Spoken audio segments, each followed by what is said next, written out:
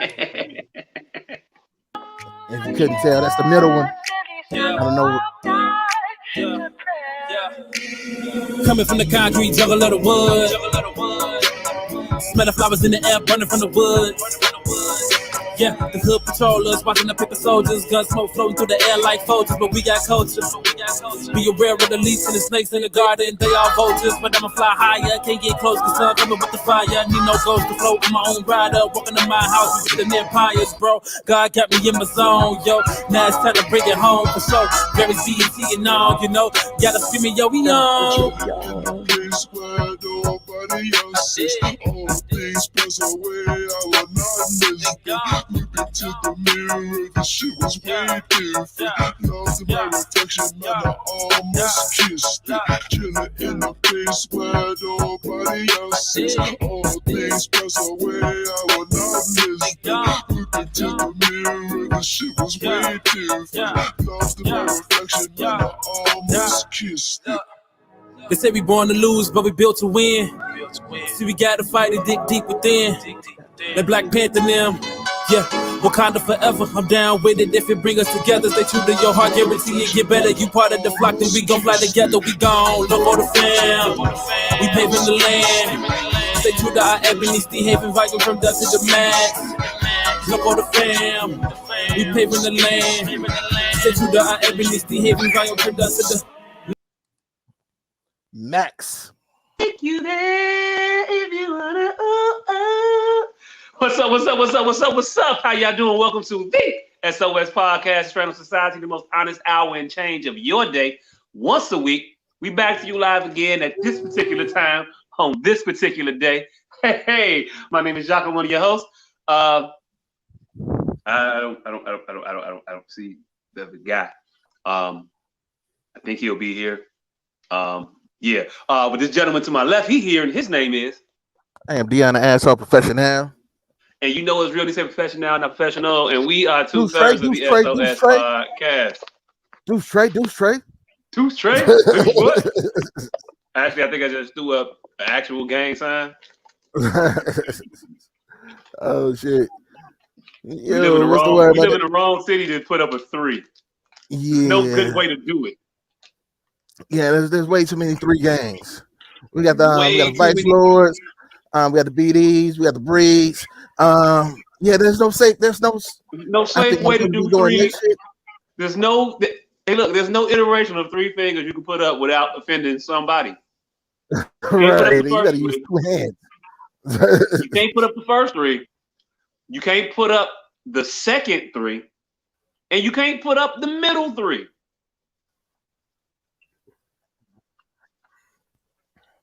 Can't put up the last 3. Think about it. I mean, you gotta do 3 like this, like 1, 2, 3. Hey, look. You can't see the shit no way. Hey, no, the other hand, I saw it. The other hand's a gang sign.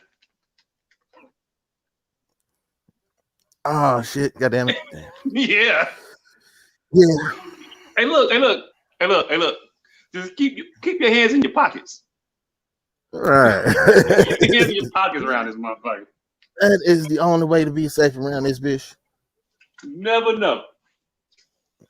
But man, I was trying to pause a little bit because I know he's coming on. Just gotta wait for him to get on. But right, while we waiting. Hey sir, how was your week? Don't answer. I know how your week was. I saw you. Yeah. Saw you do your interview yesterday morning. Fuck you, nigga.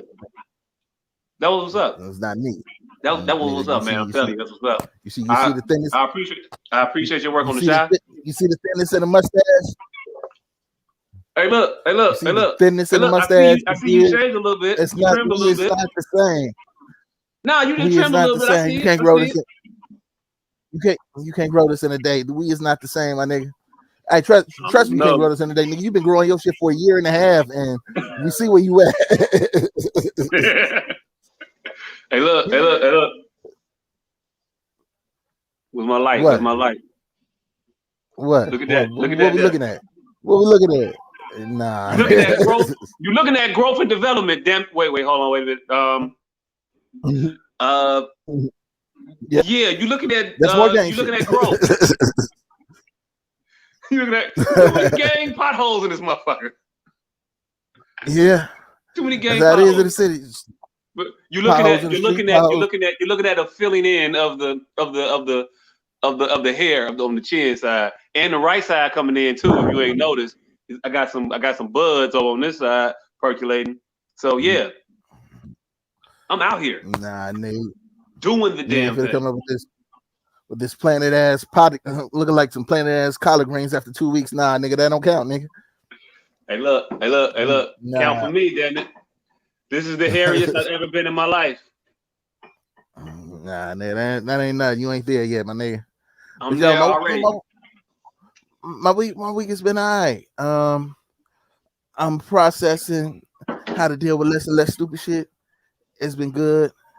Hey, I almost fell asleep right before this shit started, nigga. I'm tired than a motherfucker. Like, I'm laying here at 7:50, like, man, do I gotta do anything? 8:30 for to come around. Shit. I'm tired as fuck. Like, I wanted to get a pre-show nap in. I was that tired. But, hey, look, you a grown ass man. If you take a nap at 7 o'clock, nigga, you went to bed. It's over. Ain't no 7 o'clock nap. And the fucked up part is, nigga, I would be out of there until like 12:30 and then just be up.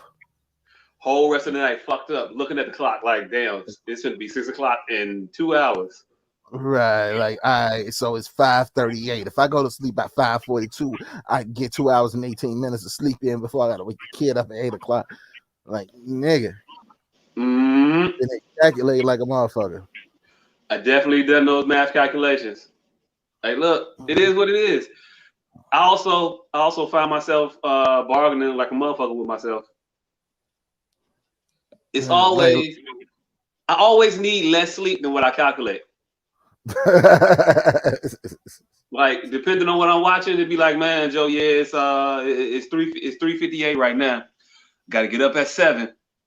So that's like damn near 3 hours. If I go to bed at 4, that's 3 hours. So I'm gonna just watch one more episode, and that'd be like 4:30. So that's like, yeah, that'll work. That'll work, right? That'll be like 2.5 hours. Right. Then I would sleep earlier. I dozed off on one of the episodes for like 15 minutes, so you add that to it, right? So that's just like damn near 4 hours already. So I'm good. I'm good. Yeah. I can make it up 4 hours of sleep. Yeah. Man, all fucked up. All fucked up. Hey, 15 from shit you ain't got. How you borrow with 15 when you ain't got 15? That ain't how you supposed to do this calculation. You supposed to borrow. That ain't how borrowing works. And nigga, it never works. Never works. Hey, you be up the next day mad than a motherfucker. I didn't piece together some out many a night. Many a night. Now I must have been asleep about 10 minutes right there because it felt like it was like one commercial break. Yeah, so that was 10 minutes. And then I did another one. I was asleep for the whole. I was asleep for like damn near all of episode 6. So yeah, that was about an hour, right? Yeah, I'm all right.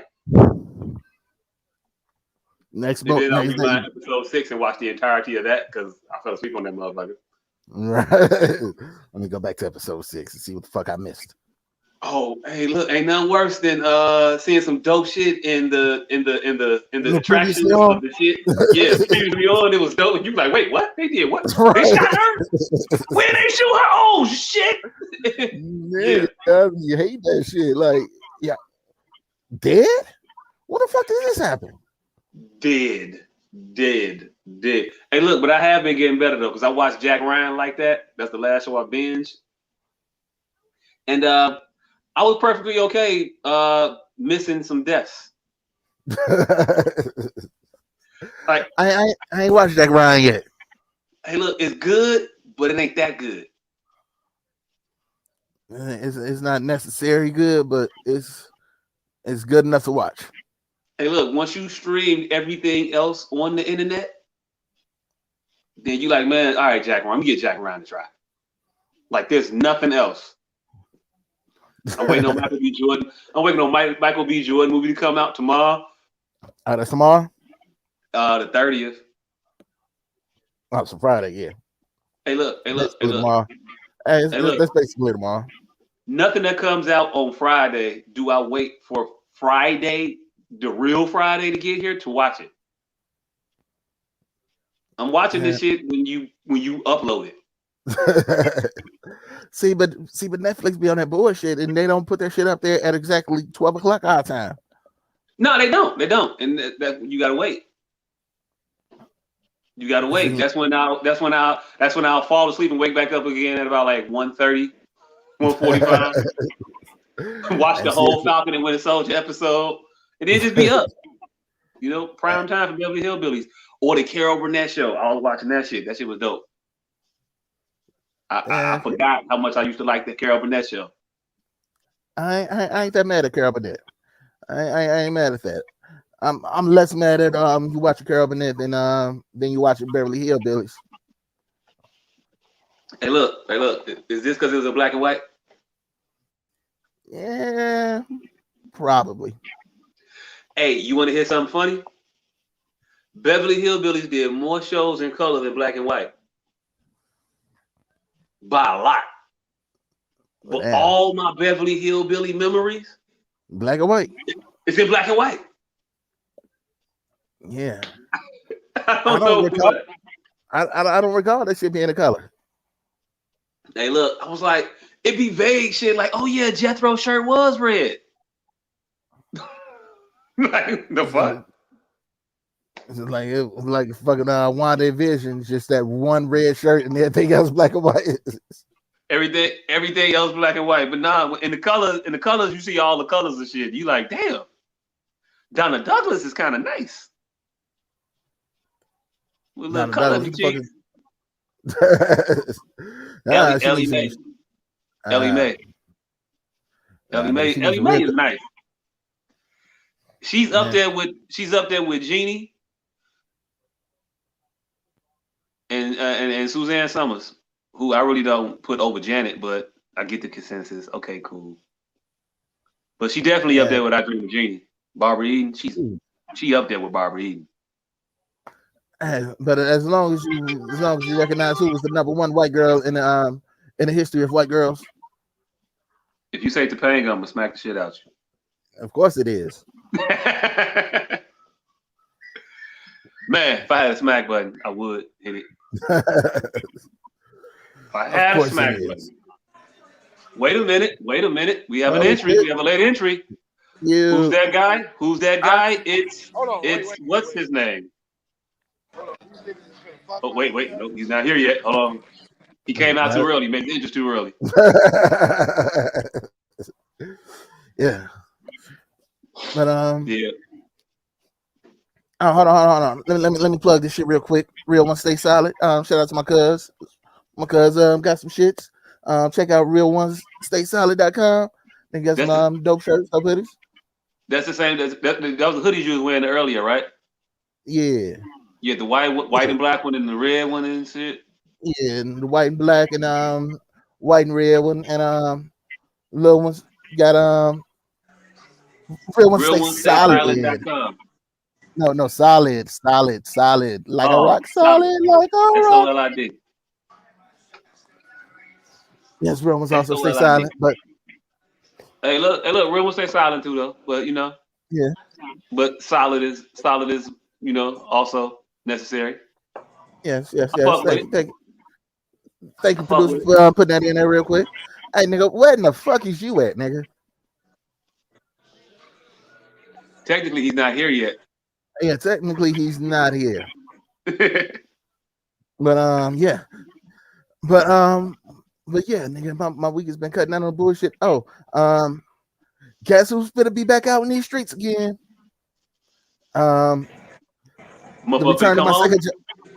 Nah, my second job is returning. I had to take a picture of my food. I'm sorry, I can't do this thing say you have to take a picture of his food. Hey, y'all probably just gonna have to get my microphone. Hey, look! Don't be showing us Instagram thirst trap pictures, fam. Right. Don't take a picture of your plate and not take a picture of, directly in front of your plate. Right. Motherfuckers never pan up. They'll never want to pan up. Motherfuckers get every angle of everything, but the person directly in front of them. For some reason, that's always just out the picture, just always out of focus, just off the shot. Right. Motherfucker be right there. Nigga find a perfect angle not to have a finger or nothing of the other person. Nothing. What's this? It's a Flav so good, smack your mama. Where you at, man? And he can't hear us because he's in this busy restaurant, being Right. being a patron or something. I guess I don't know. Anyway, where else we at? Barbara Eden being dope. Donna Douglas being dope. You going back to your second job? Yeah. Yeah, You could be counting niggas I'm again? going back. Yeah, we got to recount. Hey, look. They talk about recount. Four. What the fuck? Hey, they talking about 8 weeks of recount, and they say, will you be available? I said, yes, I will. Hey, look, they'll knock on my door and ask me how many people in here again. Damn, I done told you. Hey, is it still 5 of y'all in this bitch? I'm here for it. Hey, look, I ain't gonna front. A double count sound like a setup. It sounds like you confirming some shit for the raise or something. I don't know, but I'm uncomfortable with the secondary in question. Hey, I understand. I ain't mad at it. But the fact of the matter is, I'm gonna be out in these streets counting you bitches again. And the 1, and the 2, and the 3 little Negroes, 4 little, 5 little, 6 little Negroes, 6 little Negroes, 7 little, 8 little, 9 little Negroes, 10 niggas kicking the door. Hey, look. You ever think of some shit so racist that you couldn't even say it? I couldn't finish it. I couldn't finish it. I don't know how. It's racist as hell off top when they say little Indians, but Black Boys one was bad. But what I was going to come up with at the end for the culmination was going to be horrible. You was for the out racist the racist? Hey, look, I was from the Billie Holiday Strange Fruit the shit. It was going to be bad. Oh shit! And that's some fucked up shit to tell a motherfucker. I found out what that poem was about in fucking 5th grade. That's some fucked up shit to tell a motherfucker at 10 years old. Hey, it's all about hanging you niggas. Hey, look, you do not catch that from the song. If you just listening to the song, it doesn't sound all that bad. It doesn't sound bad at all. Sounds rather nice. You say, hey, look, like cantaloupe. Must be talking about some papayas or something. Man, hey, look, apple tree. You know, I had a tree in the backyard. It had some strange fruit on it. We wouldn't eat that shit neither. Like, right. You feel a kinship to the country, and then then you realize, well, you're told what that is about, and then suddenly you feel guilty for your joy of hearing it. Right? Like, why did I like this shit? Hey, look, we gotta stop making our pain pleasurable. And I know we in the first part, we ain't supposed to be getting into shit just yet, and I ain't really getting into nothing. But we gotta we can't have our sorrow snap. Snap. You know what I'm saying? You can't put your sorrow to a beat and have niggas nodding their heads to it. Like I think it changes you at a point. It makes you too familiar and too happy with the fucked up shit. Like you snapping along to niggas getting beat and hung to a tree. Like, wait a minute, that ain't snazzy. It's not supposed to be snazzy. It's not supposed to be. Got a good tune with it, nice little tempo. She puffed a nigga killer. I don't know. Misery ain't supposed to be this catchy. Not at all. Not at all. You don't hum. Hey, look, and the scary part of the movie when the fucked up shit is happening, that ain't the part that you hum. Right. You hum happy shit. You hum that. You don't hum. You don't hum that. You just walk around. You don't get doom doom doom stuck in your head. It's a balance being black. It is a fine line to walk. Because nigga, I thought about that when I was listening to that damn Tony song. It's like, yo, statutory rape ain't supposed to be this catchy. I did want to get into that. Oh my God, why you send me this shit this week? If the people don't know, now they will know. Tony got a song, a couple songs. I didn't click on that second one. I just didn't. I didn't want to hear that. But yeah, I don't know why this nigga wrote this shit, but it was his ode to. I'll let you tell it. Statutory rape. All right, so God damn it, I believe the song is called 821.5, and it is the 821.5 refers to the California penal code for. 261.5. Hold on. Let me scroll up to it. Hold on, because we want to make sure that we get this right. All right, so it is an ode to the California statutory rape penal code. Yes, it is, and I looked it up, and it is actually the penal code number in California for statutory rape. And nigga, the opening part of the song was the opening to the trial. Yeah, it was the opening to the trial. They said that shit in there. Yeah. The nigga say you are charged with being in love with a minor, and the motherfucker was like, "How do you plead?" He was like, "Guilty, but there's a reason." Like, nigga, no. Like, no, there is no reason. No reason at all, sir. I am not in love. No, I am not. Right. And then one of the Tonys, I believe it's Tony with an E, because only a nigga whose name is spelled Tony with an E and tries to call it Tony instead of Tone would actually feel this way. But this nigga sings about how he's the Tony with an R is the one that wrote the shit. Tony with an R. Yeah, Tony with an R wrote that shit. But the nigga goes on and sings. They sing this 5 minute song about falling in love with a 16-year-old. The name of the song is 261.5. 261.5. And they got this little.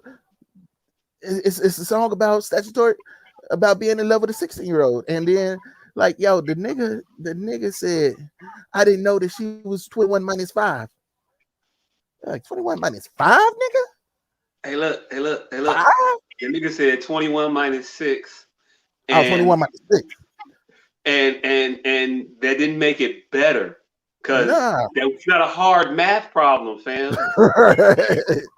Like, not nigga, a hard. Once I borrow from that 2, I get 15. And hey, look. Nah. You can't borrow from 2 and get 15 and be like, yeah, nah, nigga, it don't work that way. No.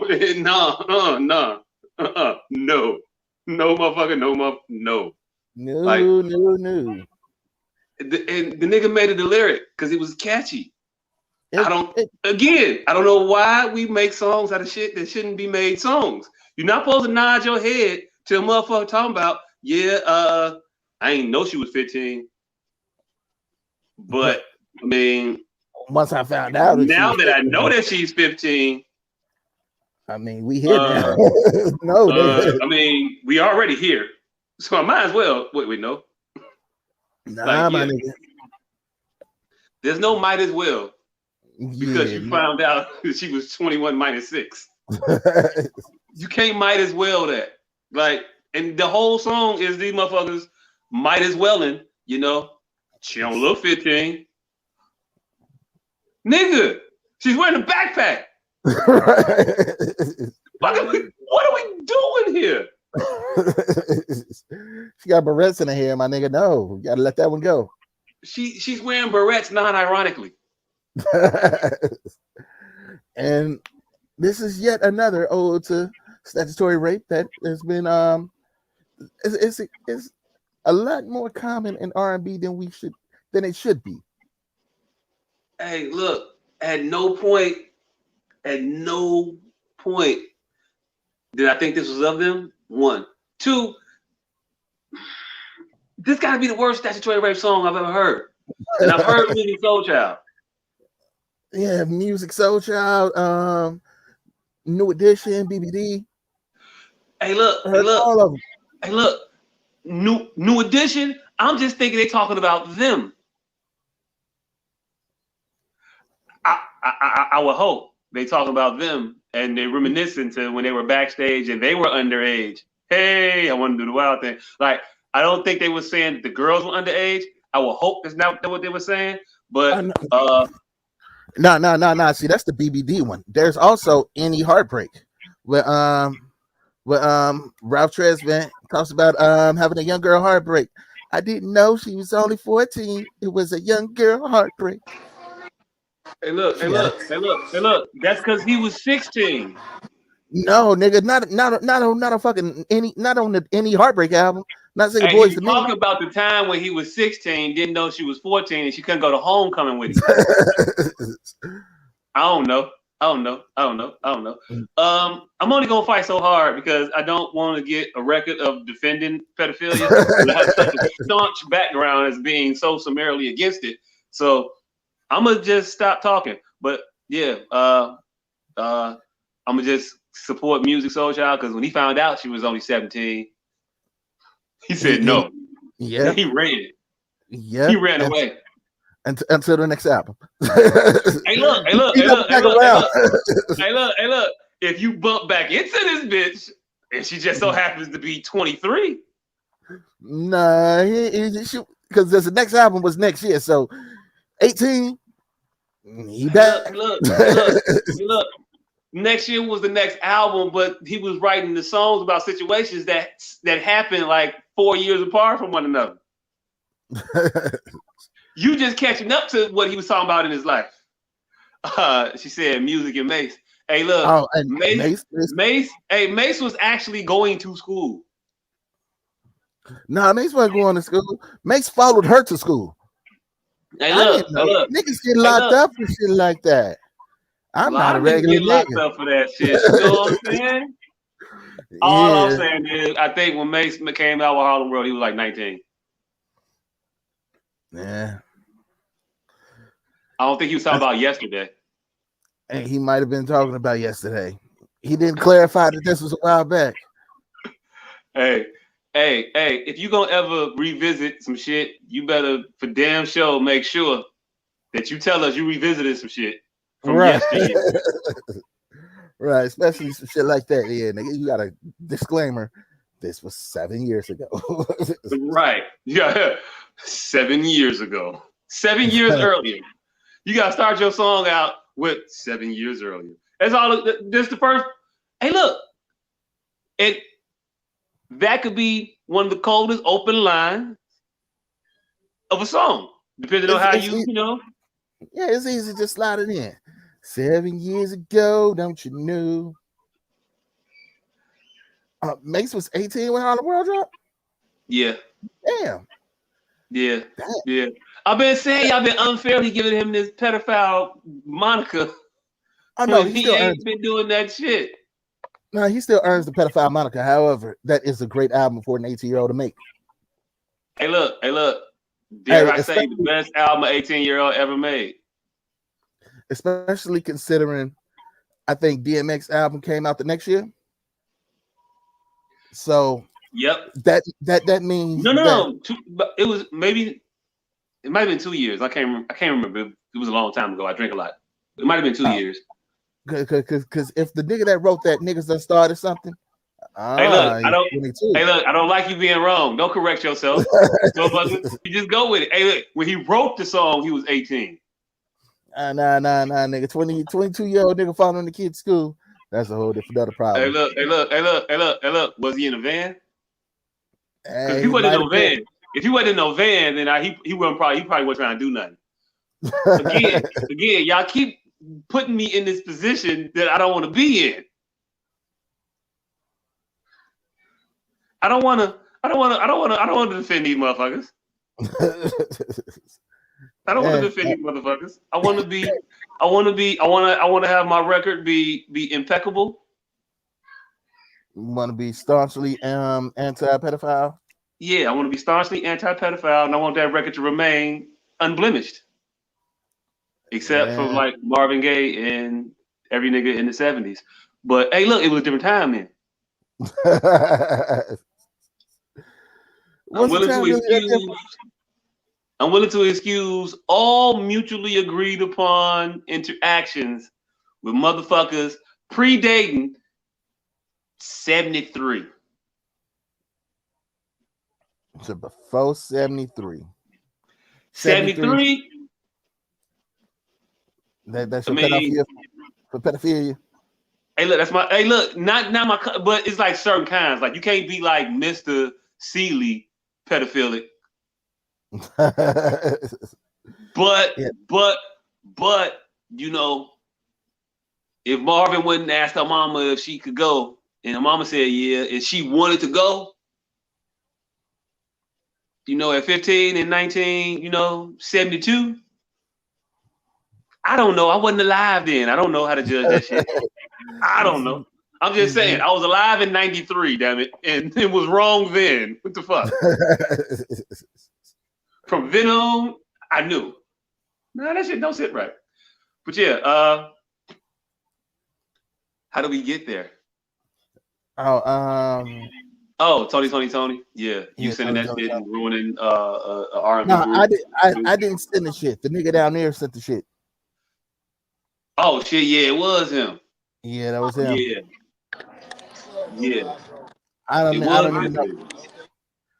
know how this nigga even got to that shit. And the bad thing about that Tony song is this was on their first album.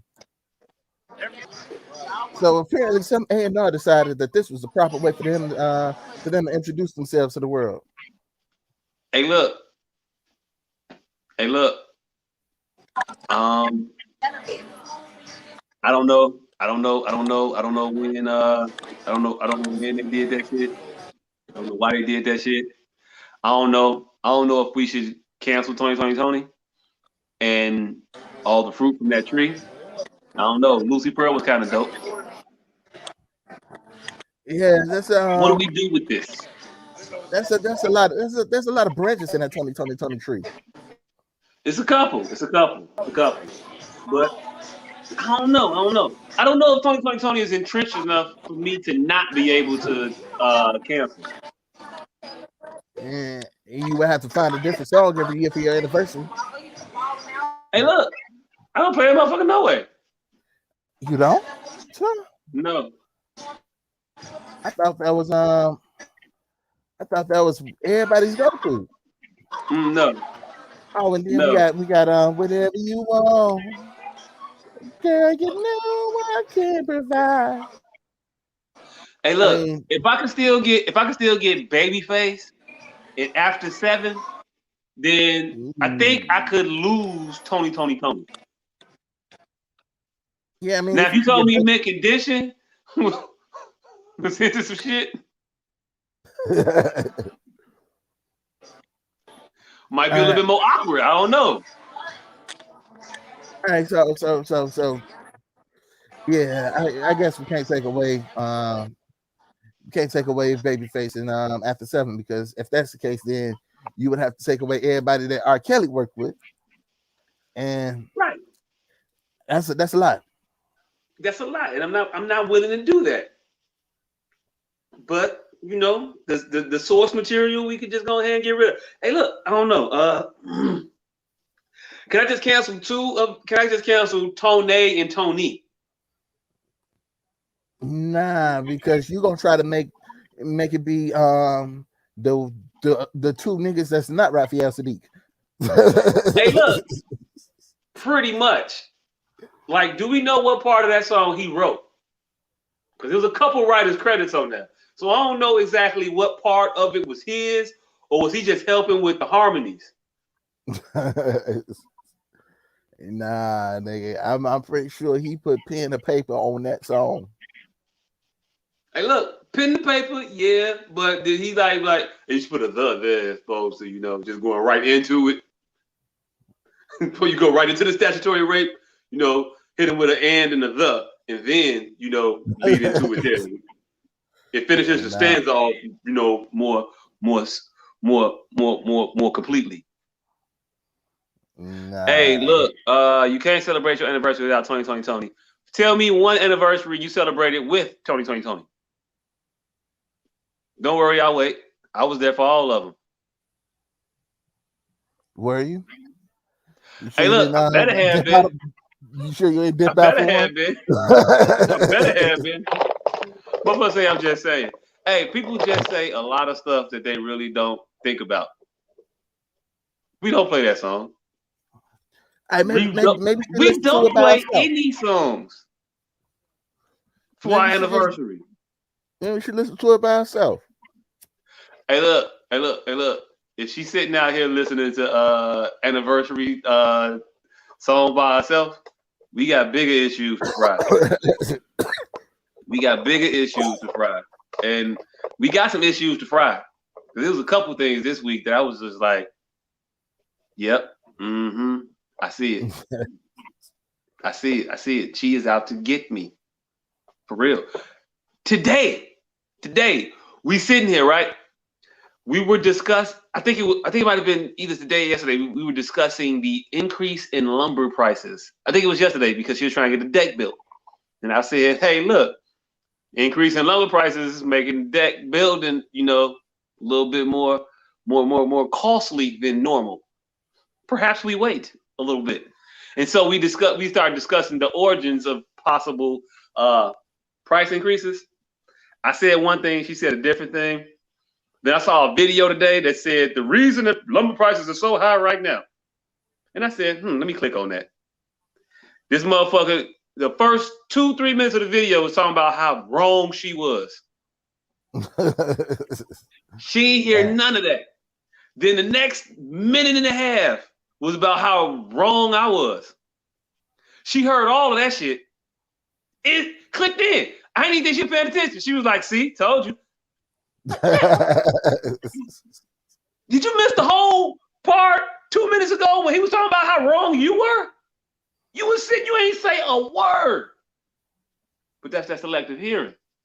Like they can't hear when they probably should shut the fuck up. Or and say you right. One of those. I don't know. But I just think the hearing gets a little selective around certain parts and shits. Indeed. Yeah, but I thought that was funny as hell. And there was something else she did earlier this week, and I was like, nigga. But that one from today, I was like, I can't win for losing. At all. At all. The motherfucker basically said, y'all both right. It's because of that and because of that. But all while he was saying it was because of my reason, I ain't say nothing. I ain't gloat. I ain't turn a hum and say nothing. I just let the man talk and held my mouth shut. Soon as he said it. Told you. I told you. You told me. The skies opened up. Hey, look. I don't like this comment. I'm not gonna read it. The other one. I'll read it. You can read that one. You can read it. No, you read that one. I read the other one. All right. T said, lumber ain't what it used to be. They're using immature trees for lumber now. A deck used to last a lifetime, and now will fail if you blow too hard. Hey, first of all, T, B, you getting your deck built by the wrong people. You should go ahead and holler at individuals that you see before you, and your deck will not blow over when the big bad wolf comes over to knock that motherfucker down. Just saying. And when he says individuals before you, he means him, not me, because I ain't gonna build shit. Hey, look. I ain't gonna build shit. I will get some Legos, and your deck gonna be 12 inches long.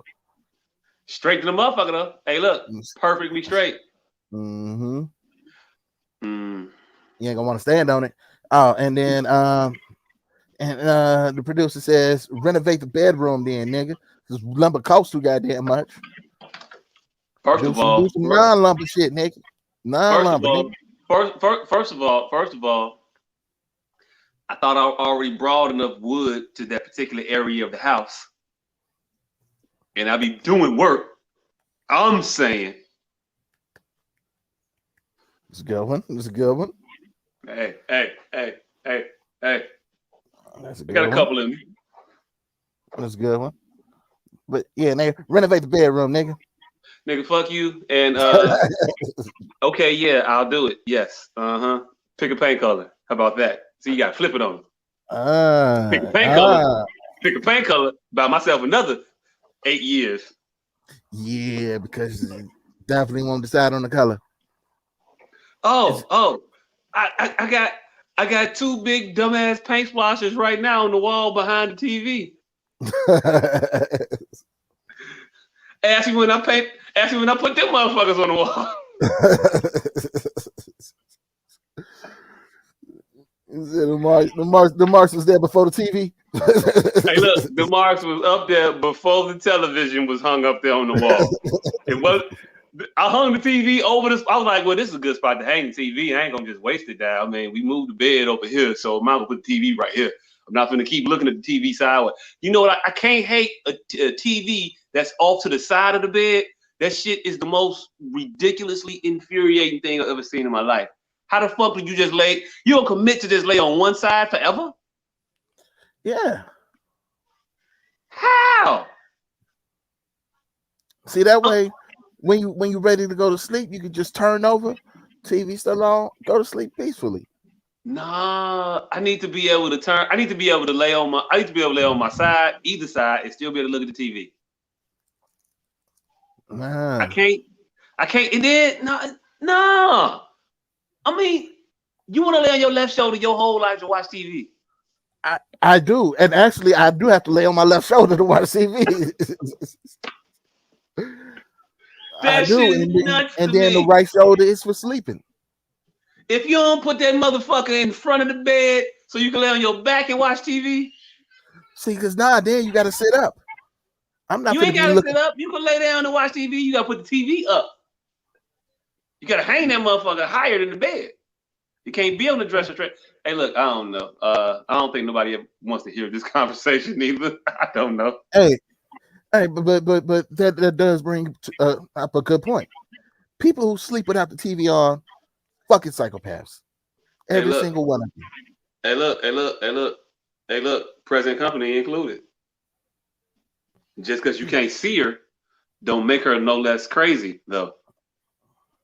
Like if you fall asleep, walk into the bedroom, pitch black, quiet as hell, scares the shit out of me every single fucking time. Like, who does this? Right. Like, I can understand you set the sleep timer so the TV goes off while you're asleep. Cool, I'm good with that. But to just turn the TV off and say, okay, now is the time that I'm no longer awake. The fuck? Hey, look, I can't commit to sleeping until I'm supposed to wake up. What the fuck? Yeah, she do that. Yeah, she do that too. She wrote on the page. She also cleans in silence. Yes, I married a whole fucking psychopath. I understand this. I know this now. Yeah. No music. Won't put the speaker on. You won't hear. Hey, look, these children ain't gonna grow up correctly. They don't hear no Sunday morning cleaning music, no Saturday cleaning music. She just be in this motherfucker mopping floors in complete silence. Everybody knows that listening to Patti LaBelle makes a room 10% more cleaner when you cleaning it. Hey, look. Pine Sol ain't Pine Sol without Aretha. It just ain't. It's just you not. Said, don't call me a psychopath because you scary motherfuckers are afraid of the dark. Hey, look, first of all, I'm not afraid of the dark. I'm scared of the silence. It's a difference. Right. This shit's unsettling. I don't want to hear the voices in my head. Right. Right. It's not the darkness, it's the silence. Like, even with TV off with the radio on. Cool. That would be a little compromise. Okay, all right, cool. But hey, not nothing. She gonna say, Candace say, one time I cleaned with my earbuds on and it was actually pleasant. Need to do it more. Ha ha ha! You motherfucker! Really? See, that's how we know you. We know you crazy when you say shit like that. Like you know it's better with music. I did it with my earbuds on one time. Like no, like first of all, that's selfish and scary because it's selfish because only you hear the music. The broom don't hear the music. The dustpan don't hear the music. The window cleaner don't hear the music. No, everything needs to hear them. Everything needs to feel the vibrations of the song. You can't properly dust. Dust particles don't move the way they're supposed to move unless they hit Midnight Train to Georgia. Man, going back in time. If you don't play the soundtrack to Claudine, your house is filthy and your refrigerator is sticky. Period. Mm-hmm. Period. I say that full well knowing my refrigerator is sticky in the motherfucker. I touch the top of that motherfucker, it's sticky as hell. I've been on this your refrigerator sticky on the top shit for a very long time, and I haven't been keeping up with the refrigerator's top de-stickiness. So yeah. See, the top of my refrigerator, I don't think it's sticky, but the top of my refrigerator is a shelf. So okay. The motherfucker still probably sticky though. It's all type of shit up there. Probably. Maybe that's still probably sticky though. It's still probably sticky though. Maybe I'm just saying. Yeah, but see, but I'm in a safe spot because all of the shit that is on top of the refrigerator is shit that I would never use, but it needs to be there. Oh, most definitely. Most definitely. If you don't keep cereal on top of your refrigerator, you keep the most useless shit on top of that motherfucker, but it is necessary as shit. Like I might use this big dumbass bowl for some chips one day, just not right now. Right, but let them motherfucker try to move that shit. Whoa! Hey, my chip bowl. Where's my chip bowl? I need that there for a reason. I need that there. Who the fuck stole my chip bowl? When was the last time you used it? I just used it when we watched Super Bowl 41. Yep, remember we had everybody over here. Super Bowl 41? I think the Redskins played in that shit. Right. So you never know. Next time the Redskins go to the Super Bowl at the Super Bowl party. I got my bowl here. Good luck. Right. Brother won that one. Shit. Right. Yeah. Oh shit, we being told it's topic time. So what we got on the agenda? We got topics. I ain't even getting my week. My week was great. I guess I don't know. I ain't do shit, but discover things about my crazy ass wife. Yeah. I don't know. What the fuck we supposed to be talking about this week? What did we say we was talking about this week? I probably should have had that pulled up, right? Yeah. Let me get to it. Hold on. We got topic. I got tagged in something now. I haven't read it yet. Are you ever nervous when you get tagged in something on Facebook? Nah. Because the shit that I get tagged in don't pop up on my timeline unless I wanted to. So if somebody tagged me in some stupid ass dumb shit, then I could just ignore it and go about my life. But what if you got friends in common with that motherfucker and they tag you in the stupid dumb shit? Now you got to be there for it. Nah. I'm great at ignoring stupid shit. Oh, I hate that shit. I try to ignore it. I can't because I'll be tagged in it, and then my phone will give me 900 notifications, especially if it's a motherfucker that's popular and they get 50, 150 comments on their shit. I get all those, and then I got to look at all those eventually. But still, it's just a big ass. It's a list of shit on your phone in the drop down menu, and it's a motherfucker. Hey, producer, I see all the topics now. We appreciate it. You can stop typing them in now. I know how the newscasters feel when they have the producer in their ear telling them to move on. Right. I'm here now. Look at me. Look at me. Look at me. Look at me. I'm the captain now. We got a comment. Juju said, I do cling with music, but I hate unnecessary noise, especially from grown people. I like it quiet when I sleep. Big, loud, bright ass TV on for no reason. There's an emoji there. I don't know what kind of face it's making, but I don't think it's a positive one. Yeah. Yeah, we're gonna have to disagree. I need all the lights flashing. I'm gonna watch CNN till I go to sleep, and I'm gonna wake up and I'm gonna watch some depression shit. I'm gonna dream about Bosnia or whatever the fuck they talking about now. Not Bosnia, mostly like India. They talking about at this point because I got sleeping movies. I got movies that I put on too, specifically to go to sleep. Oh, I would Dark Knight the shit out of shit constantly. Oh, you go Dark Knight's a sleeping movie. Okay, I feel you. I got sleeping movies. I don't know if I got an action sleeping movie though. Yeah, because it's enough slow parts for me to go to sleep, and then if I'm still up, I can see some shit that's good. I'm good. See, it's a win-win. Win-win. He punching the joke in the hand. Like, oh shit, I was gonna get good now. Yeah, you're gonna burn that bitch up. Let me stay up. Right. Let me stay up. But like that good part. All right, so I guess we'll dive right into it first. If nobody's been keeping up with the keeping ups of stuff. All right, so a few weeks ago we had a little girl, and we make hard pivots. So yeah, a few weeks ago we had a little girl get shot and killed in a McDonald's drive-thru.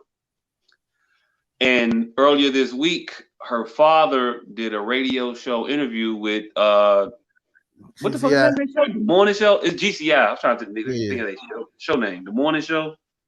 Yeah, it's called The Morning Show, right? They mad creative with their name. It's The Morning Show. Leon Rogers, Kendra G, and Kyle Santilli. I don't know none of these motherfuckers. I don't know these motherfuckers. I just like, I don't even know their names. Damn. Damn, Kendra came twice. She been through this motherfucker. Well, I gotta pause that, right? Nah, you ain't gotta pause that. Okay, cool. Yeah. Kendra came here twice. She was 92.3, and then she was with GCI. All over Chicago. And then Leon Rogers, he from here. He a comedian here. Like, I know him. Kyle, I don't really know all that much. I mean, he seems all right. He's an all right individual, but I don't think he's from here. But I mean, he's cool. But I don't know for nothing. I think he's a DJ too. But anyway, so they interviewed the father of that young lady who was murdered on, I think it was Monday or Tuesday or whatever. Man named Jonte Adams. So he got on the interview, and how do you say it respectfully? I don't think there's a respectful way to refer to that fucking interview. It was fuckery. Okay, he got in there and he just spewed a lot of bullshit out his mouth and didn't make himself nor his situation come off as anything other than he didn't come off as sympathetic. Empathetic. Nah, at all. None of it. I've never felt that way about a person that lost one of their children before. Right. But I don't like him. He's going through some shit I couldn't fucking imagine happening and dealing with that shit. But I don't know, just the way that he came up, just the way that shit sounded. I probably shouldn't say what I was about to say, but it just seemed like he knew a lot more than he was willing to say and was trying to say, but trying to come off like he's being completely open. He tried to come off as completely open. Like you said, he didn't say what he knew. He wasn't coming off as being forthright or truthful at all in any of the things. And it was certain shit that, come off and questionable things that we really didn't know. Like there was a rumor out that he was the individual in the video that was posted urinating on the grave of an individual. And he came out and said that wasn't him. I didn't even believe that shit. And I wasn't even 100% sure it was him in the video when I saw the video. Right. But just hearing your denial makes me more so think it was you. I'm less unsure than I was before you said it wasn't you. Yeah, the way he said it sounded like either that was him or he was there. Like, nah, that wasn't me pissing on the grave, but I might know who did it, and I might have been there. The whole interview was just I don't know what was. I understand what he was trying to accomplish. He just definitely did not get that shit. What do you think he was trying to accomplish in this shit? I think he was trying to like show the world how fucking sad he felt about his daughter passing. And okay, you got something different. Wait, there was an and there. I didn't want to cut you off. There's an and there. What was the and? And it just did. I mean, I felt the sympathy, kind of, but it was just a whole bunch of other questionable shit that just. I left with more questions about what the fuck happened than answers. I saw that. I had a different interpretation. I saw that interview, and I saw a motherfucker who looked like he was auditioning for future work. It seemed to me as though he was trying to position himself for a career in the public sector as a speaker, as an influencer. It felt like that man was trying to get some type of notoriety off of the tragedy of his daughter's death. That's what it felt like to me. That's what it came off as. The motherfucker, the entire time he's doing this interview, he's saying that he wants to work with kids. He want to do better with kids. He want to work with kids. He want to talk to kids. He want to work with kids. Who in the fuck would let you around their kids, fam? You? No. One. Two, what the fuck are you finna tell my kid? What is it about you that needs to talk to my children to tell them anything? Because none of your actions surrounding this shit have been anything that I would want my kids to follow or take heed to, other than being a cautionary tale. Nothing. Nothing. Yeah. Nothing about the way he moved.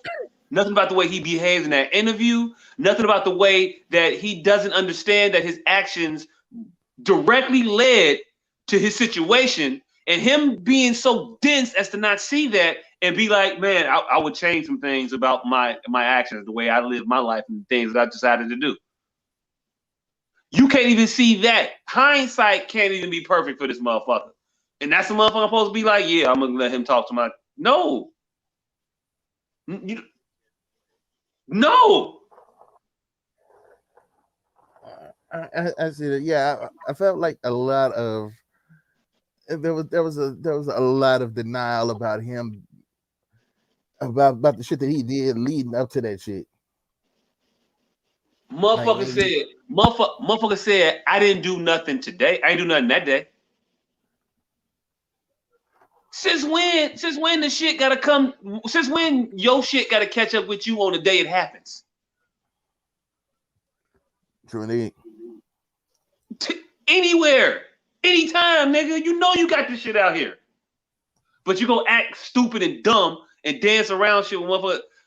They asked him real ass questions. This motherfucker just danced around it, and I got issues with the questions that they asked and their journalistic. I'm gonna call it integrity, because I don't think that they were prepared for the interview that they were doing, and that gotta speak to your integrity. So I got issues with them also for doing the interview in Kentucky, and doing the interview number one, and conducting it the way they conducted it. But I'll get into that after I finish with that motherfucker. But to be asked direct questions and then just dance around them as if you don't know the answer to them, while being so cavalier about something that's so serious. This is your kid here we talking about. And this motherfucker is just like, you know, They asked him. They said they asked him the question. It was the one in particular that really fucked with me. It was like they got a suspect in the shooting. You know, they got a guy who was the driver for it. They arrested him. How do you feel about that? And this motherfucker's response was, you know, I ain't got no comment on that. I don't know. Everybody innocent until proven guilty. Nigga, what? Nah. What? And most of my anger came from the response because I knew other information leading into that response. Before that interview, he was on record talking to the authorities about the individuals. He had seen the tape. He had identified individuals in the tape at that point. So he knew specifically who, even if he didn't know, he had an idea who was there, but he knew certain individuals were there. Mm-hmm. The motherfucker, he was sitting there trying to not be the rush to judgment arbiter on, admitted, yeah, I got beef that motherfucker. I tried to get that motherfucker before. He knew that. That motherfucker know I'm at him, and he know who at him. See, you can't be open and honest without being open and honest. Yeah, like I said, he was trying to hide too much shit while trying and pretending to be open. Like, no, and it's like, I don't know, it's like we could see this. We hearing this. We know the bullshit. All of the bullshit. Do you think it was a case of him thinking that he's slick enough to get away with the shit? Like, I can not say the shit that I know is the truth and still get away with it because I can just out talk a motherfucker. Mm-hmm. If you gonna do it, if you gonna do it, be a G about it the whole way through. The whole way through. Meaning, if this is your lifestyle, this is your lifestyle. You know how to move and operate accordingly. If I know motherfuckers is at me, I'm not gonna go around my people. I'm not gonna go pick up my daughter and go sit in the fucking McDonald's drive-thru. And he spoke to that in the interview. Leon asked him, he asked him outright without asking him outright how I'm talking to you right now. He wasn't talking to him right now because they own national radio, we on a podcast. So I can say different shit than he could say. So I understood that. But he asked that man in no uncertain terms, if you know motherfuckers is at you, why would you be out with your baby in a McDonald's drive-through, fam? You know you hot out here. At a McDonald's drive-through that close to where the fuck you got all your shit from. It's not like this motherfucker was out in fucking Joliet or some shit. Or you around the way. You around the way, nigga. No, you can't do that shit around the way with your people. But he asked him that shit. And this motherfucker said, well, if you look at the situation, I'll say it before I say how I felt.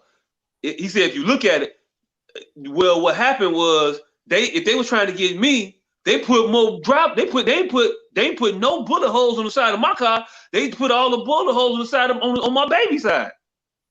So if they was trying to get me, they would be on my side, not on my baby side. Like, nigga. That's not how drive-throughs work, my nigga. That's not how drive-bys work. That's not how I catch you where I catch you, and that's what killing means works. Shout out, rest in peace, DMX. That's not how that works at all. It don't matter. You saying shit to motherfuckers trying to act like you're innocent. I prefer you to just not say nothing and don't lie and act like you innocent. You're not innocent, and you know you're not innocent. But you give off bullshit like, well, they shot all on her side, so they couldn't have been trying to aim at me. It must have just been something else, and they just shooting. No, nigga, they were shooting at you. And motherfuckers that you pissed off will shoot through your baby to get to you. And that's exactly what the fuck they did. And you acting like you didn't know that is upsetting to me. Because I know you knew that. Right. I don't even operate on that type of time, and I know that. So I know you knew it. I know what you and the disgusting shit that people say, I kind of believe. I kind of believe this nigga tried to Nino Brown his own daughter. You know, Nino Brown at the wedding, when he picked the little girl up, he held her in front of him, using the baby as a bulletproof shield. Like, yeah. I can't go that far. I can't put that on nobody. I don't. Hey, look. I can't put that on nobody that would actually do that to their own child. I can't go that far with it. I ain't saying he wanted her to get shot. What I'm saying is he thought he could use her as a shield and they wouldn't do shit because she was there. And that is the most fucked up type of thinking that you could practice. Because it's only you setting yourself up for failure. Because these motherfuckers that you into it with ain't gonna give a shit. Who give a shit? What about where you live? Because I live where you live. So what about where we live leads you to believe that these motherfuckers won't shoot through them to get to you? Yeah, currently nothing. Exactly. So if you out here in it, miss me with that bullshit. There was a time where shooting around children was frowned upon. And motherfuckers would give you a pass. Not quite sure how that works now, seeing as I ain't out in this shit. And so I don't know, but it seems like now niggas should shoot whatever, whenever. But also, it's been about 15 years that's been happening here, at least 15 years. And I would say more, but I'll give it 15 years conservatively. I'll say this. I can't remember his name. When old boy got lured into the alley behind some shit on some retaliatory shit from his people. Oh, some retaliatory shit. Yeah, Yummy Sandifer. No. Way more recent. He was at a playground. I can't remember his name. Shit. Oh shit. I know what you're talking about because Shorty went to the school that I went. He went to Joplin. He went to Scott, the school that I went to when I was a kid. Mm-hmm. Yeah, I can't remember him, but they lured him into the alley and they murdered that boy. Huh? Tyshawn Lee. Yeah. Lured him into an alley and murdered. They executed this child. Yeah. For what reason? Because they have beef with his pops. So you can't tell me you come up in a time where that shit happened, and that shit ain't happened that long ago. And that ain't even the only incident of the shit. But I'm saying that there's a precedent set. The rules have shifted. And if you acting like you're unaware of the shift in the rules, I don't believe you. Because you out here. I'm not even out here. I know the rules shifted. I know shit's changed. This different in this motherfucker. Mm-hmm. I know that. I'm not even out here. You out here. You don't know that? I don't believe you. I don't believe you. And the way this motherfucker acted as if he was the fucking ambulance chaser in his own tragedy. And if you don't know, ambulance chaser is the old euphemism we would give for motherfuckers nowadays. I call them clout chasers. Yeah. Trying to get something off the back of some other shit. Well, man, you go ahead. Motherfuckers who try to profit off of other people's pains. Yeah. And this motherfucker, I think, is trying to profit off of his daughter's. Hey, look, I think I have a very low opinion of that individual. I could be wrong. I don't know. But I have a very low opinion of that individual at this point. And after I saw the interview, I don't know if I put this in the chat, but he was on a live, and to be as fair as I possibly can to this individual, I didn't watch the whole live. Didn't think I needed to. I watched enough of it. And in what I saw, motherfucker said, I ain't gonna die for my kids. I'll die for my gang though, because gang is gang and gang is forever. But I ain't gonna die. Like, he said that out of his mouth. And you wanna hope that he was just misspeaking. But yeah. The other circumstantial evidence, this other surrounding evidence that I have, lead me to believe that you might not have been misspeaking. That might just be your actual dumbass fucking mentality. That is gang over everything. Kids included. Your kids included. And that's the stupidest shit Yeah, I haven't seen that shit. That's some fucked up shit. And as a parent, I'm just hoping that that's just some. I just hope that ain't true. He literally said it. The only thing you can possibly look, I'm telling you, only defense you can say is maybe he misspoke. I've misspoke. But what a fucking time and what a fucking way to misspeak. That's a hard one. Yeah. That's a hard one. That's a hard one. I'm sorry. That's a hard one. If I was doing this shit and this shit cost me my daughter, best believe I'm not going to be sitting here standing on gang principles. I'm not going to be sitting here standing on. I'm not going to stand on that shit. I'm sorry. I'm just not. My daughter's going behind this shit, man. Look, I'm rethinking some things. Even if I'm not derogatory towards the institution, I'm not choosing this time to speak my support for it. I'm not using this time to be like, okay, yeah, I mean, gang took my daughter, but gang gonna get that shit back too, though. And he didn't say that, so that was me saying that shit. But he definitely said I ain't gonna die for my babies, but you die for gang. Gang is forever. That's real. Like, wait, what? Wait, what, nigga? What? Yeah. Like, it's some wild. That's some wild shit. That's some wild shit to say out your mouth.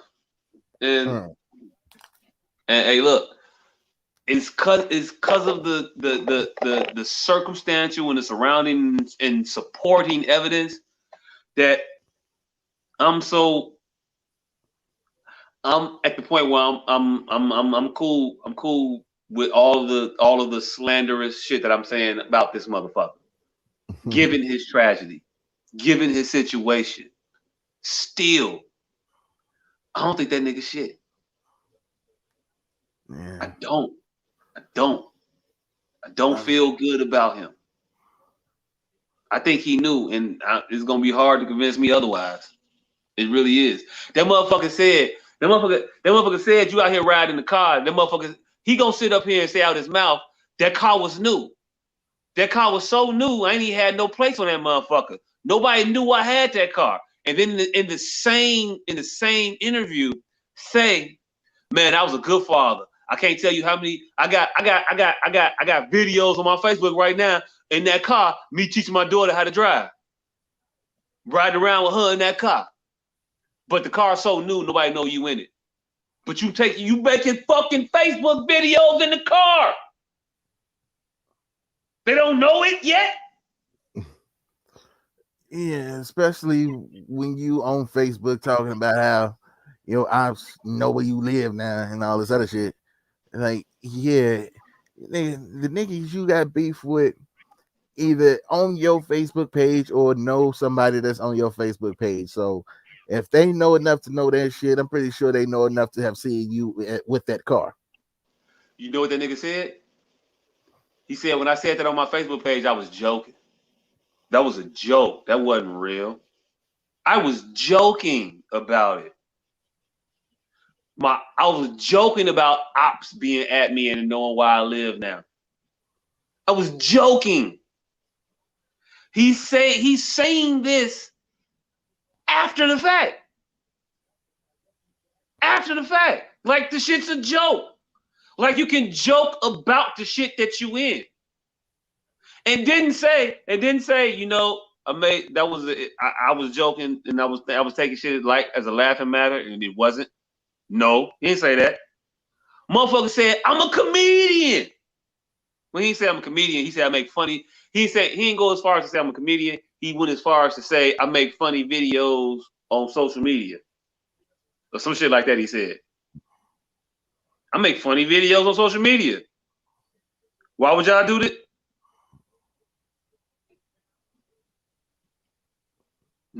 Nick. Come on, fam. It was just too much shit. You can't pretend like you in it. You can't act like you in it and then pretend like you don't know the consequences of it.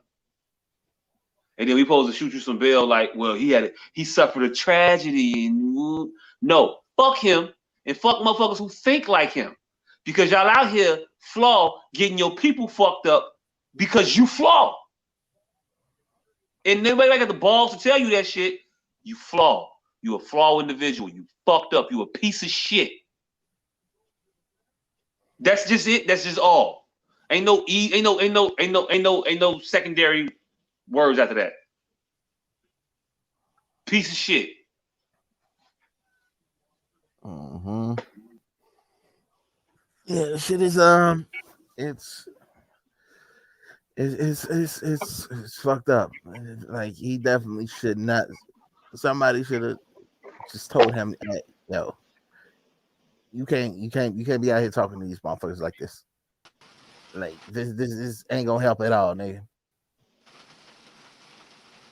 At all. We got the man going through the desert on a horse with no name, chiming back in. Yeah, y'all waited too late to let me back in. My shit about to die again. I'm in the trap right now. What? I said I'm in the trap right now.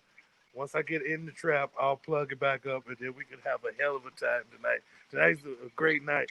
I literally forgot that today was Wednesday.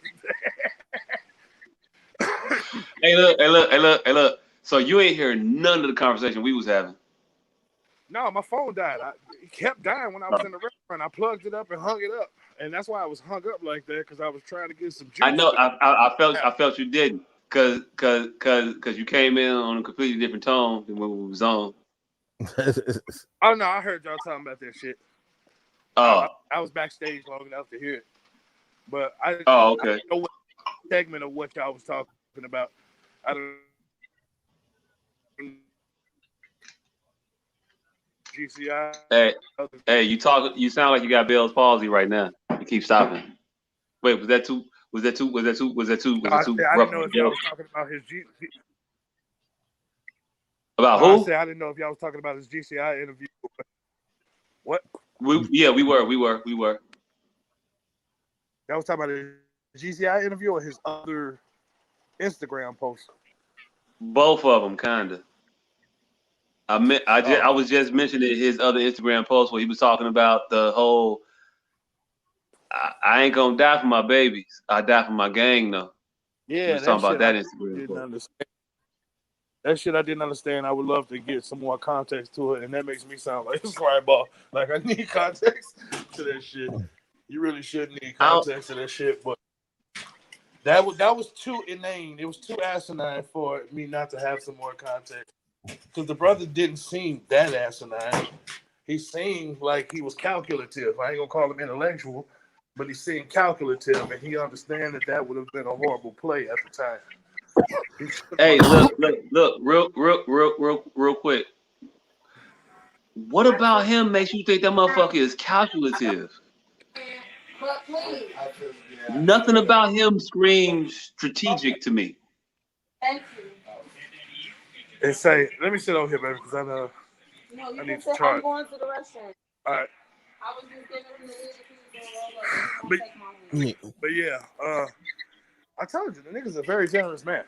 But yeah, the nigga that didn't make much sense. So for him to play El Politico like he was trying to, that don't add up. So I want to see the whole clip and see what he actually said. Hey, look, I saw the entire statement, and I saw him leading into it, and I saw him coming out of it.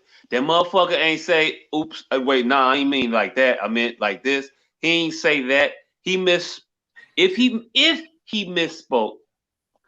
So, like I said earlier, fucked up way to misspeak. I don't think he misspoke. I think it was something to a larger context to what he was saying. That's all I'm saying. It had to be. It had to be because what he said didn't make any literal sense. Hey, look. You trying to you giving them you. I think you're giving them too much.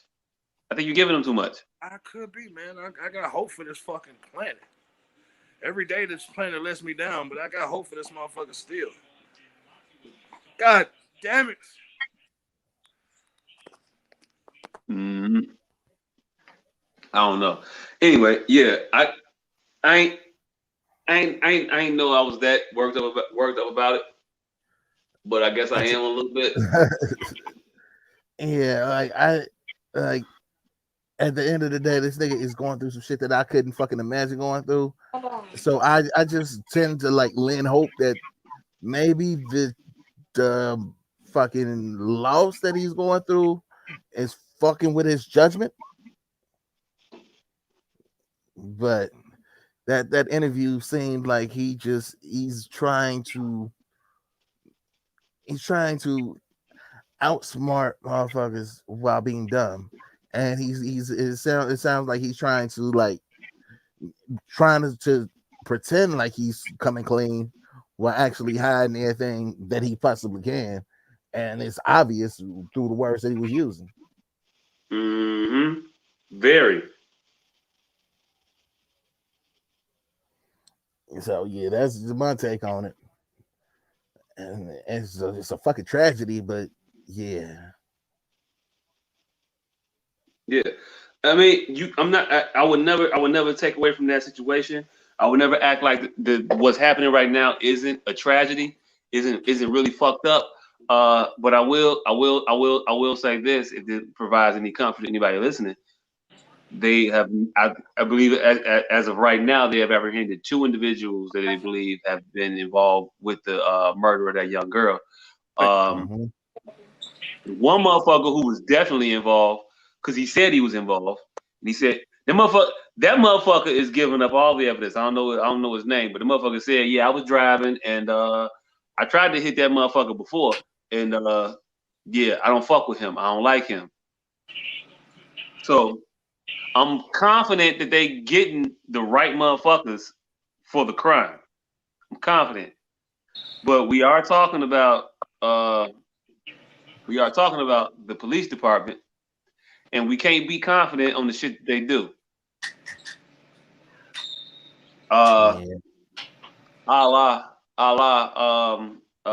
What's the guy name? Something Brown. Alton Antonio Brown.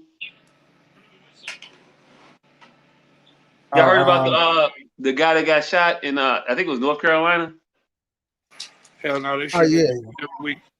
Yeah. I heard about that. Mm-hmm. Yeah, and they are refusing to release the footage of that. Yeah. So Andrew Brown is the gentleman's name. All right.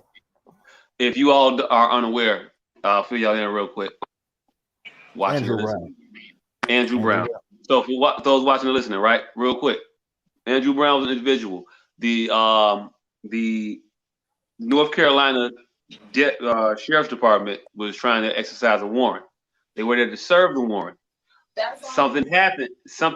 He was in his car, and they ended up shooting him in the back of the head. I don't know what happened,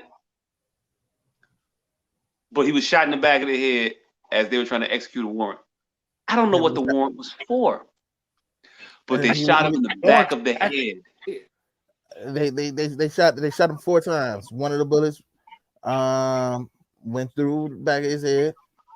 The other 3 went like his arm or some shit. Hey, look.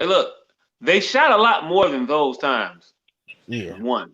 Because there was definitely a neighbor. There's definitely a neighbor who was pointing at a bullet hole in his wall, like, this is in my living room. This came from the police shooting the motherfucker they was standing in front of. Hey, they post Chicago CPD just shot the motherfucker. They just releasing that video today too. Yeah, they dropped another video. Fam, they shot the shit out this little boy and told him get on the ground. Fam, they shot he on the ground. He on the ground for them shots. They said, get on the ground. They say, why you shooting me? But you got a gun. Motherfucker say, cause you got a gun. He said, but what? Get on the ground. Nigga, I can't walk. What do you think I'm at? I'm on the ground. You shot me to the ground. Yeah, that was Anthony Alvarez. That shooting happened in March, and they just dropped. They released the video today. March 31st. Hey, look, I'm not one to rush to judgment on the malfeasance of the police department. I'm not that individual. But what I will say is this. If they shoot a motherfucker in March and don't want to give you the video of said shooting near the end of April, they probably did some fuck shit. Because when they do they shit and they feel that they justified, hey, look, what was the how long did it take for them to put the video out of them shooting that little boy in the alley? That was about a week and a half. Week and a half. Shit, nigga, week and a half. Because they were nigga, over the summer they shot a motherfucker and dropped the goddamn video that afternoon. When they feel confident, about that beautiful being footage, that shit comes out. When they ain't confident, they're released to the family. They won't let you know about it. They'll hold it. They'll give you in the case of Mr. Brown, they'll give you 20 seconds of it. Not the totality of the situation. When they know they did right, that shit comes right out. When they know they did wrong, that shit take tooth and nail to pull that shit out. Yeah. You got to scratch, claw, fight to get that shit out their hands. So, hey, I don't know about what was the gentleman's name y'all said? Anthony Alvarez. Alvarez. I don't know about Mr. Alvarez, but judging by the track record, they did what they do, and what they do is some fucked up shit to people on a regular basis. Yeah. The police department, not CPD, but also CPD, but every PD. All of you have issues. It's mad.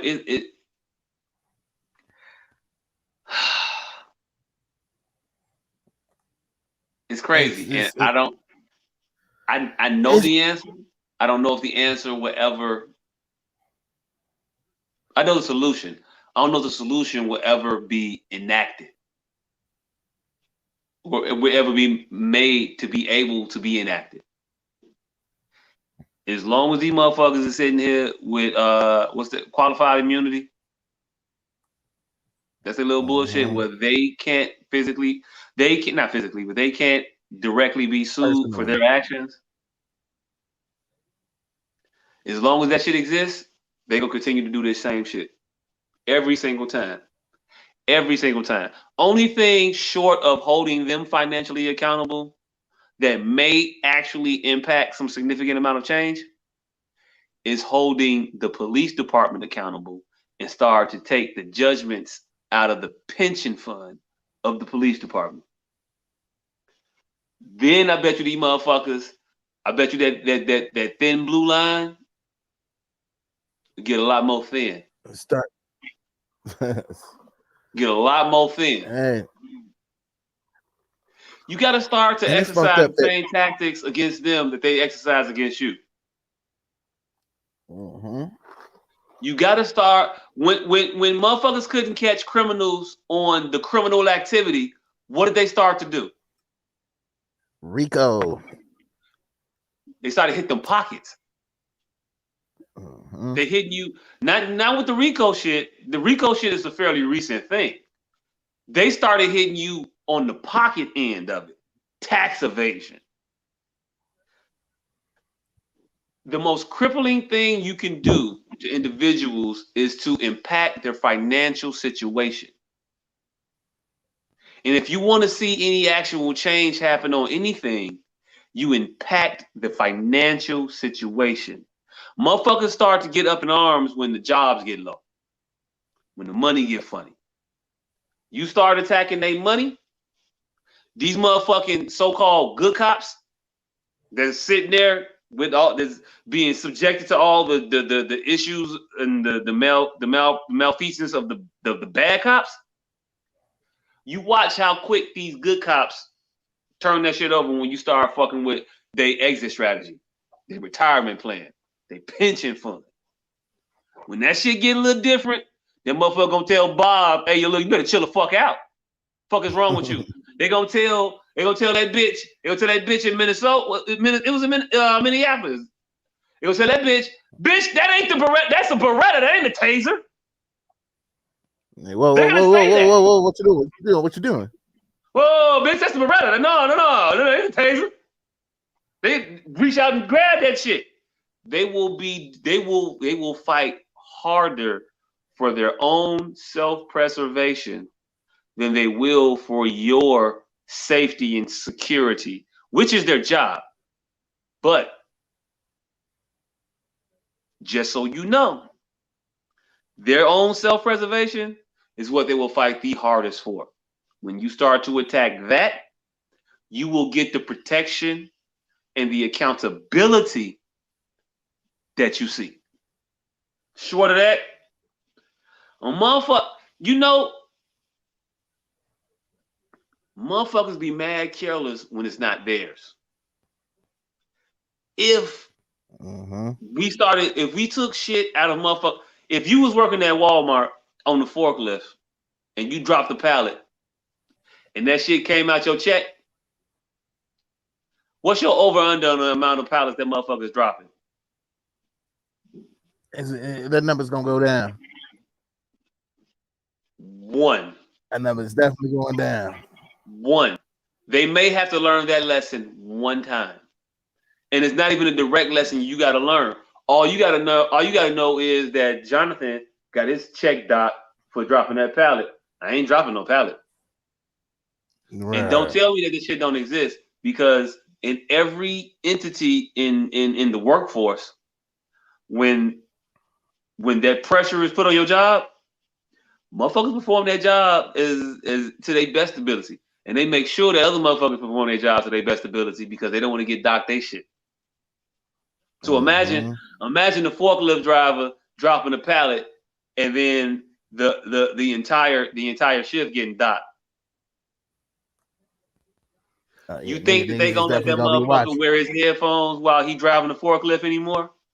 You think they gonna let that motherfucker put his little phone up and be watching TV while he driving that forklift again?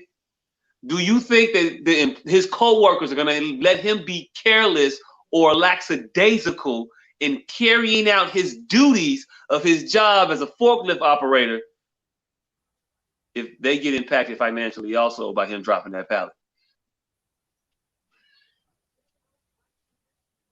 True and motherfucking deed. But people are self-preservationists. And hey, look, it's a lesson that everybody needs to learn. People are self-preservationists. You have to threaten they shit in order for them to act right. Indeed. She sounded like she was saying something. You ain't saying nothing. You put her in the mic, nigga.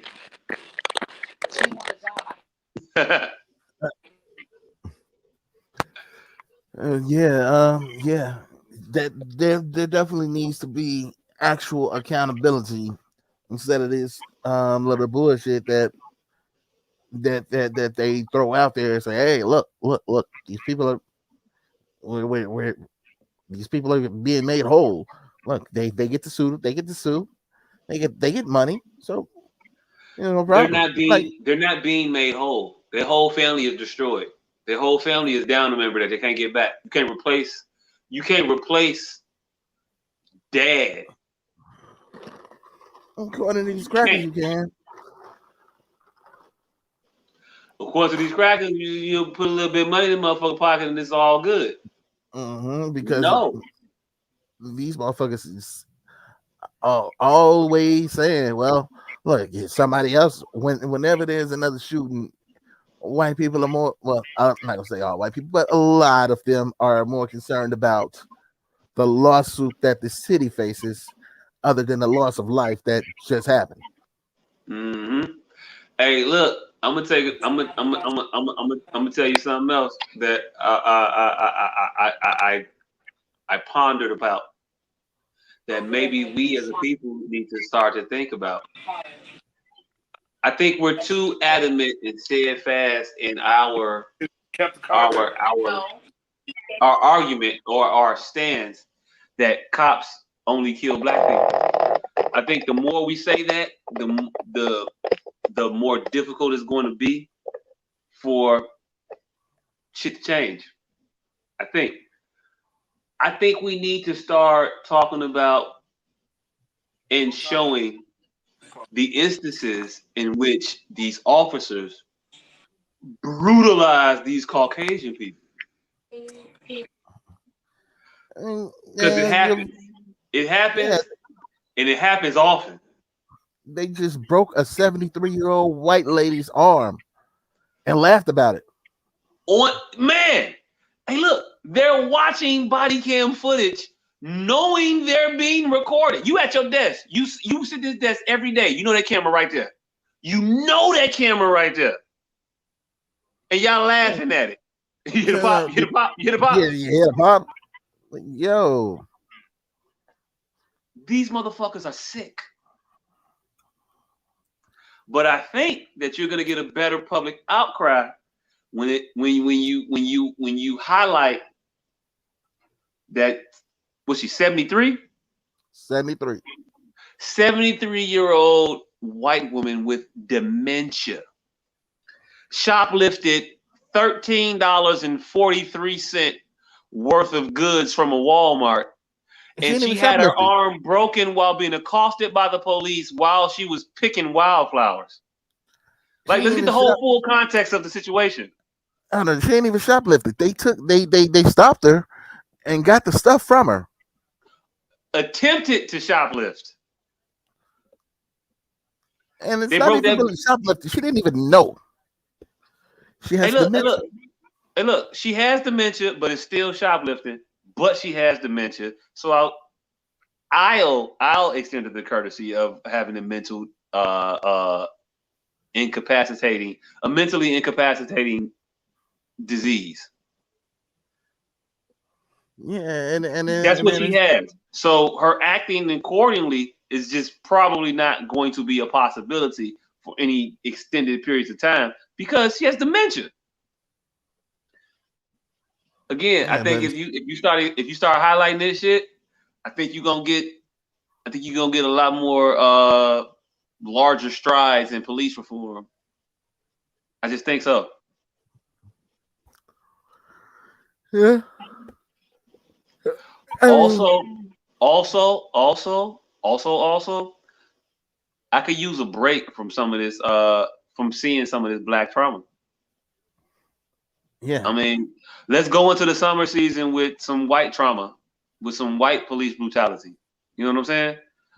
Just as a nice little change up from the regular, fall programming schedule of niggas getting executed. No, let's switch it up for the summer and let's just, just show these crackers getting popped off. I mean, if there has to be trauma. If there has to be trauma, I'm willing to share. Yeah. I'm willing to share. Yeah. So, me personally, I'm sure it's somebody else's turn. Hey, look, and the thing is, there's a plethora of shit to pull from. There's the police. This is how fucked up the police are. There's such a deep well of shit to pull from for this new season. Yeah, they definitely got a variety available. They got to play the hits. They go some deep cuts. Yeah, go some deep cuts. You know what I'm saying? But hey, look, I like these new releases too. You know what I'm saying? Stay fresh and current, as you all do. But you got some oldies goodies. You got the little white boy y'all shot in the hotel after y'all told that motherfucker to do circus tricks for like 4 minutes. They literally made this white boy do circus tricks and then shot him still. I ain't see that one. They told that nigga bark like a dog. Hop on one leg. Oh shit. Damn. And then shot him. You muted. Now that was the reason. Yeah, the host just muted me just as I started talking. Oh shit. What'd you say? But I didn't see that one. I thought you were talking about the one with the white boy where they made him crawl on his knees towards him and still shot his ass. Hey, look, that's what I was talking about. I think I remember that one. That was a couple years ago. Make him hop on one foot and bark like a dog. Hey, look. Hop on one foot and bark like a dog was a joke. I thought y'all would have got it. We just saw Coming to America too. That bitch was barking the whole movie. Nigga, they are gunning us down like shit. I thought it might have really happened. Oh yeah, nah. They didn't say hop on one leg, bark like a dog, but they told that motherfucker to crawl towards them, and then they shot him. Get on your knees, crawl towards me, and then shot him. But it was 4 minutes of actual commands that he was complying with before they shot him. Yeah, it was 4 minutes of opposite commands that was confusing to comply to. That too, yes. They told the nigga sit down. They told the nigga stand up, sit down, fight.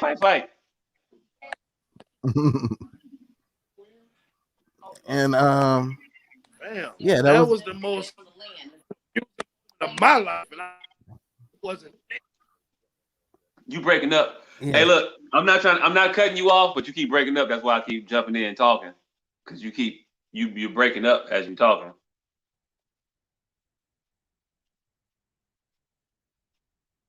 I'm muting myself because the trap for some reason is having bad reception. Oh shit!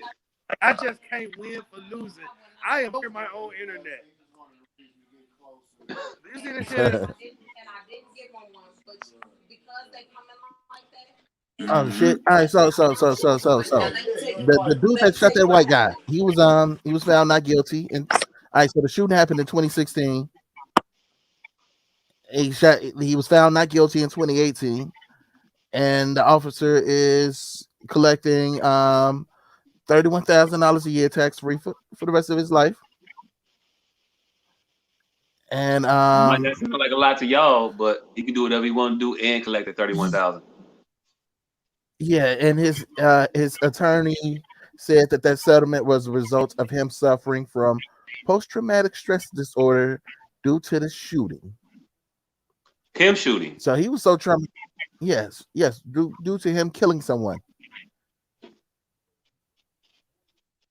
Hey, look, I've never killed anyone, but I could imagine that it's a traumatizing experience. I've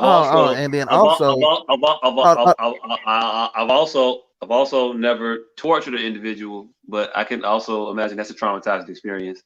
But I'd imagine it would be more traumatizing for the torturee than the torturer. Yeah.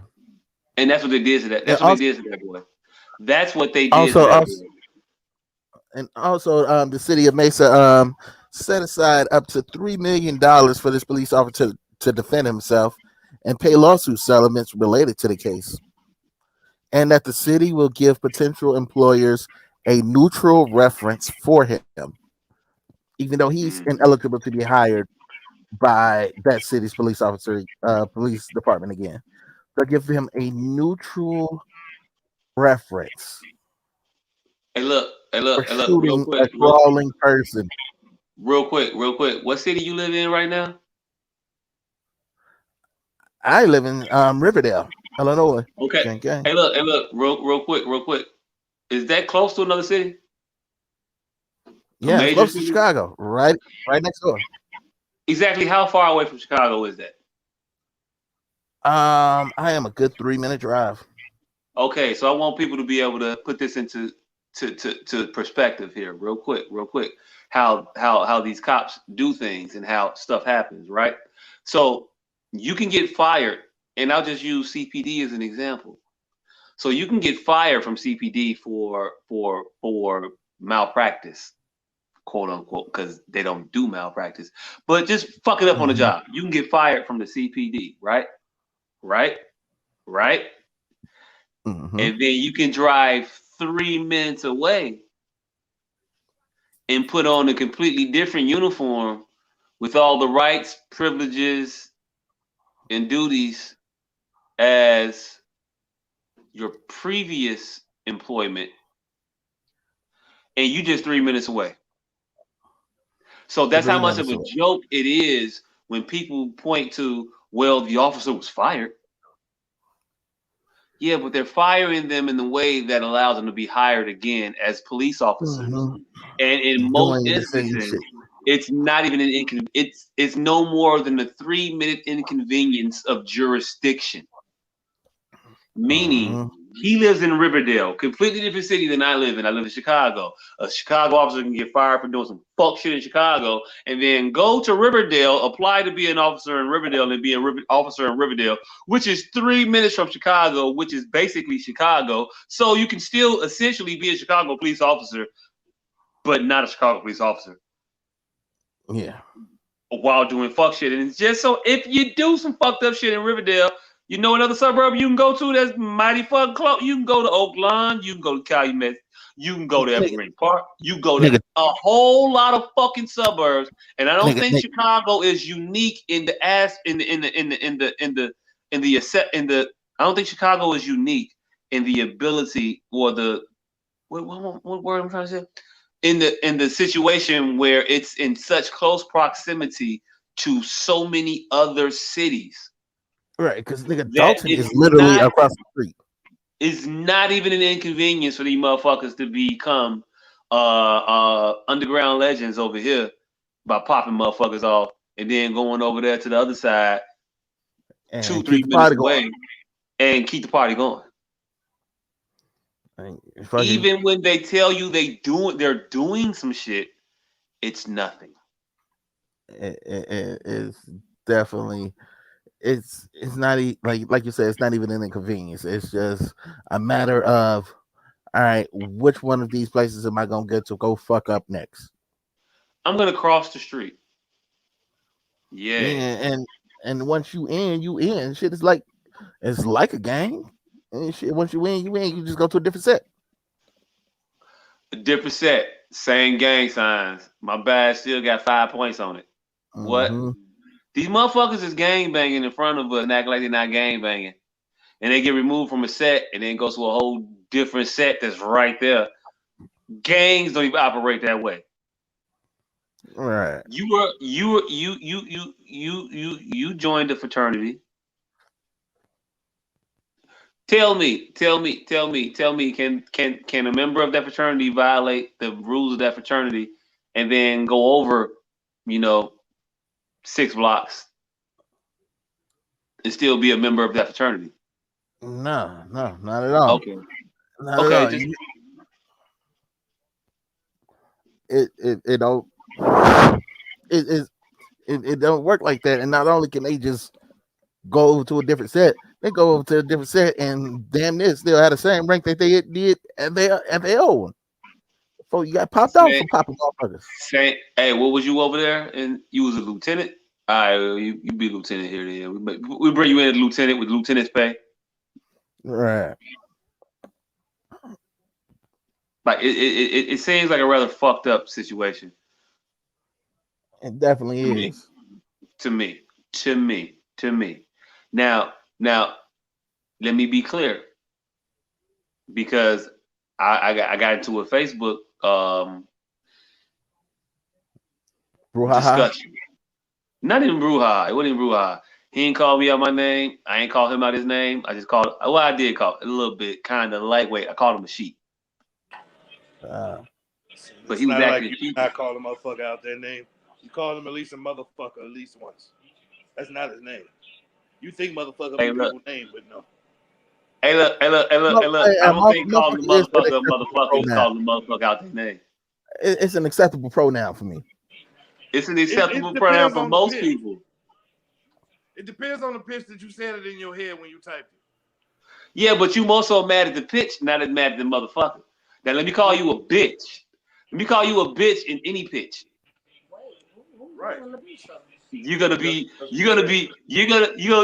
that a little bit different than I call you a motherfucker. I can call a motherfucker in a lot of different pitches.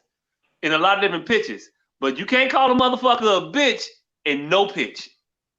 Bitch. I can call a motherfucker intelligent and make it sound like an insult. First of all, it's still you call me a bitch like that, it's still gonna be a fight, and I'm gonna tell you why. You call me a bitch like that. You call me a bitch like that. Hold on. Let me finish it. You call me a bitch like that, right?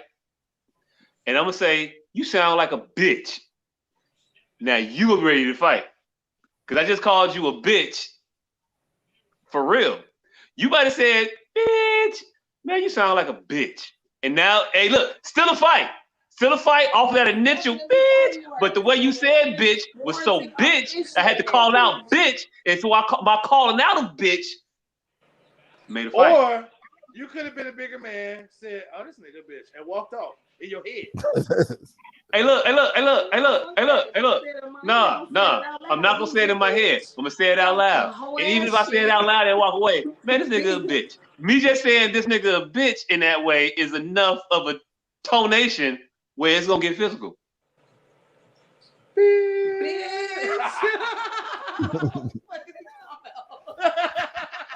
Yeah. Anything can be an insult. Certain things are just always an insult. Hey look. Imagine I said that. First of all, imagine I said that shit in tandem. Do you believe what it is? Say it again. Do you believe in calling shit what it is? Yes. If it's a bitch, it's a bitch. And bitch, hey, look. Catch me outside. Whatever you trying to do. Bitch is definitely a fighting word, but if you're doing some bitch ass shit, use a bitch today, tomorrow, right now, whenever. And whenever you want to do something about it, do something about it. Hey, look. So you're aware that bitch means something. No matter how you say it, you just said it. Hey, yo, look, you want to do something about it? Do something about it. But you know when you call a motherfucker a bitch, they're going to want to do something about it unless they a bitch. Wait, hold on. But you knew when you was doing some bitch ass shit, it was a possibility a motherfucker was going to call you out about it. You just didn't know whether or not you was in the room with some real niggas or not. See, if I walk in the room, you always in the room with a real nigga. So if you acting like a bitch, I don't give a fuck if it's 50 of you motherfuckers. You's a bitch. And you don't want me making no phone calls, and I'm a real bitch, so I can sniff them out real quick. Hey, look. It feels like you arguing with me while agreeing with me at the same time. I was just trying to get you to stand on what you said. My first question to you was, do you call shit what you said? You said yes. And all I'm letting you know is I'm a bitch that can see whatever it is in the room, whether it's a bitch, a pimp, a hoe, a corporate nigga, a hustler, whatever it is, I'm calling it out. And if you got a problem with me calling it out, then do something about it. Hey, look. All I said. With you at all. I know you're not. I kind of said that as a joke. I know you're not into it with me. She's still not talking to you. I know she's not talking to me. I don't think that she's calling me a bitch. Oh. Hey, but I don't think that. What I'm saying is though that you calling a man a bitch means something to every man you call a bitch. I don't call men bitches without expecting that shit to escalate. And in no tonation. I agree wholeheartedly with you.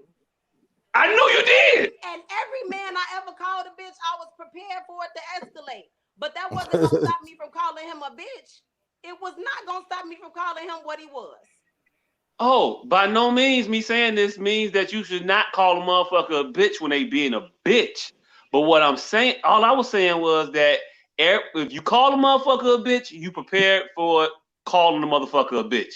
You know what comes with that, and nobody's just letting you do that shit. I don't even know why I don't even know how we got here. But we got here because of the pronoun motherfucker. Right, motherfucker is different than bitch. Right. Like if I say I call this motherfucker a bitch, you're gonna be a lot more mad at this bitch than the motherfucker. Yes. Yeah. Damn, it's hot in here. Turn it off. I'm fat. You don't have to turn off the heat. See, so motherfucker is just is an acceptable pronoun. I'm looking at myself. Motherfucker's acceptable.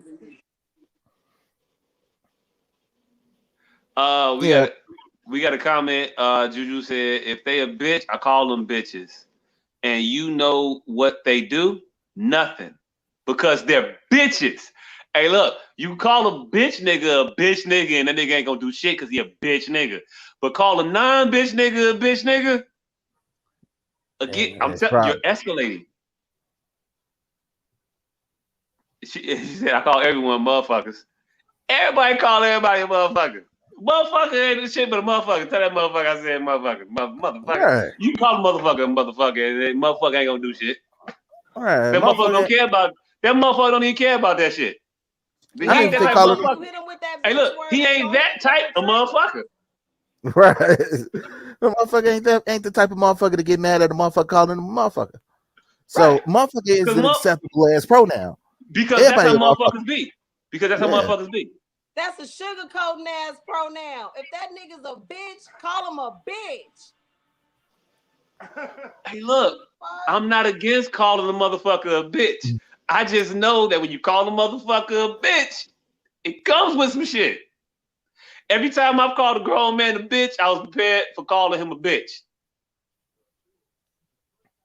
Yeah, I meant it every time I said it, but I was also prepared for you to also show me that you weren't a bitch. But calling a motherfucker ain't calling them out their name because this motherfucker's a motherfucker. It's not. If I called you a bitch, it's calling you out your name. Motherfucker is just, hey, look, I just am not saying your name right now, but that is not a derogatory curse word at all. We got to get some cursing rules involved. That got to be one of them. Me calling you a motherfucker is not really actually it's not an insult. Yeah, it doesn't default to insult. Right. It's just a placeholder word. Yeah, you definitely need context clues when calling a motherfucker. Yeah, motherfucker on his own just isn't an insult. It's just you just said it, okay, and yeah. You can be like, hey yo, motherfucker is the equivalent of hey yo, my man. I could say bro, hey bro. If I call you bro, it ain't in the Rob Gronkowski iteration. See now, unless you're talking to one of them Kyrie ass niggas who think that even the word nigga is an insult. Yeah, nah, nigga, nah. Hey, look, you know when nigga's an insult because I said it insultingly, nigga. It's a difference. It's a difference, nigga. It's a difference, nigga. It's a difference. It means something different, and we know tonation does count. It does, but we understand the tonation. Right. There's a difference between this nigga and this nigga. Hey, look, don't call me a bitch ass nigga because it's no ambiguity in that one. Right. We're fighting. Period. I'm swinging on you. And if you a girl, I might roof your purse.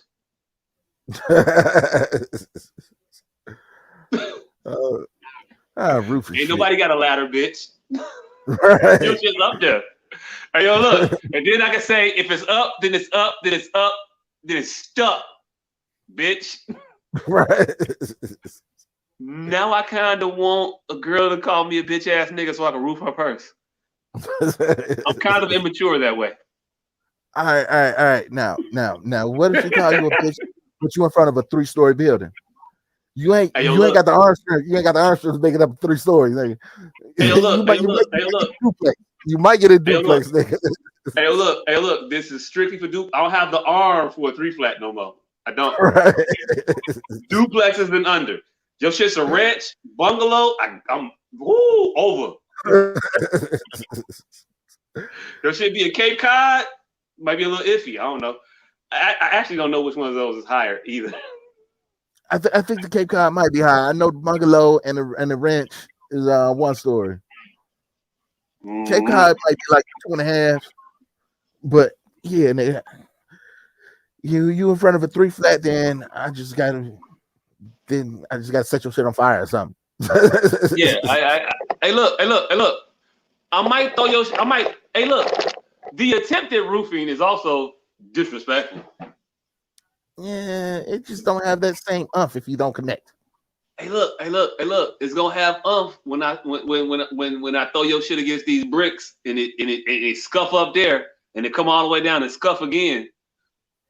Your purse over. It ain't Chanel no more, bitch. This is Channel. Hey, now you can't attempt to roof a motherfucking shit and fail. It's just not gonna have the same effect. Hey, look. Let it be a 3-flat. Hey, look. Hey, nigga, you even throw like a bitch. Hey, look. I might be a little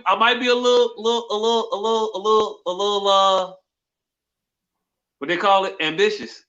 Might be a little ambitious, but hey, look, a little overzealous. But fuck it, I don't care. Hey, it is what it is. Shirtless in the trap. Hey, in the trap. Hey, I need you to stay on for a second because I gotta go somewhere for a minute. You say what? I got debts to pay. Yeah, nigga. If you attempt to roof some shit and you don't succeed, you just opening up yourself for a whole nother line of insults. Man, look. So how do we feel about Maul and Rory back?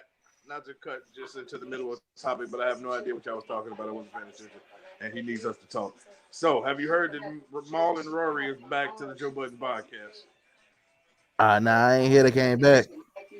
Yeah, I haven't seen it personally for myself, but I've heard that I was told by a trusted source that they have returned.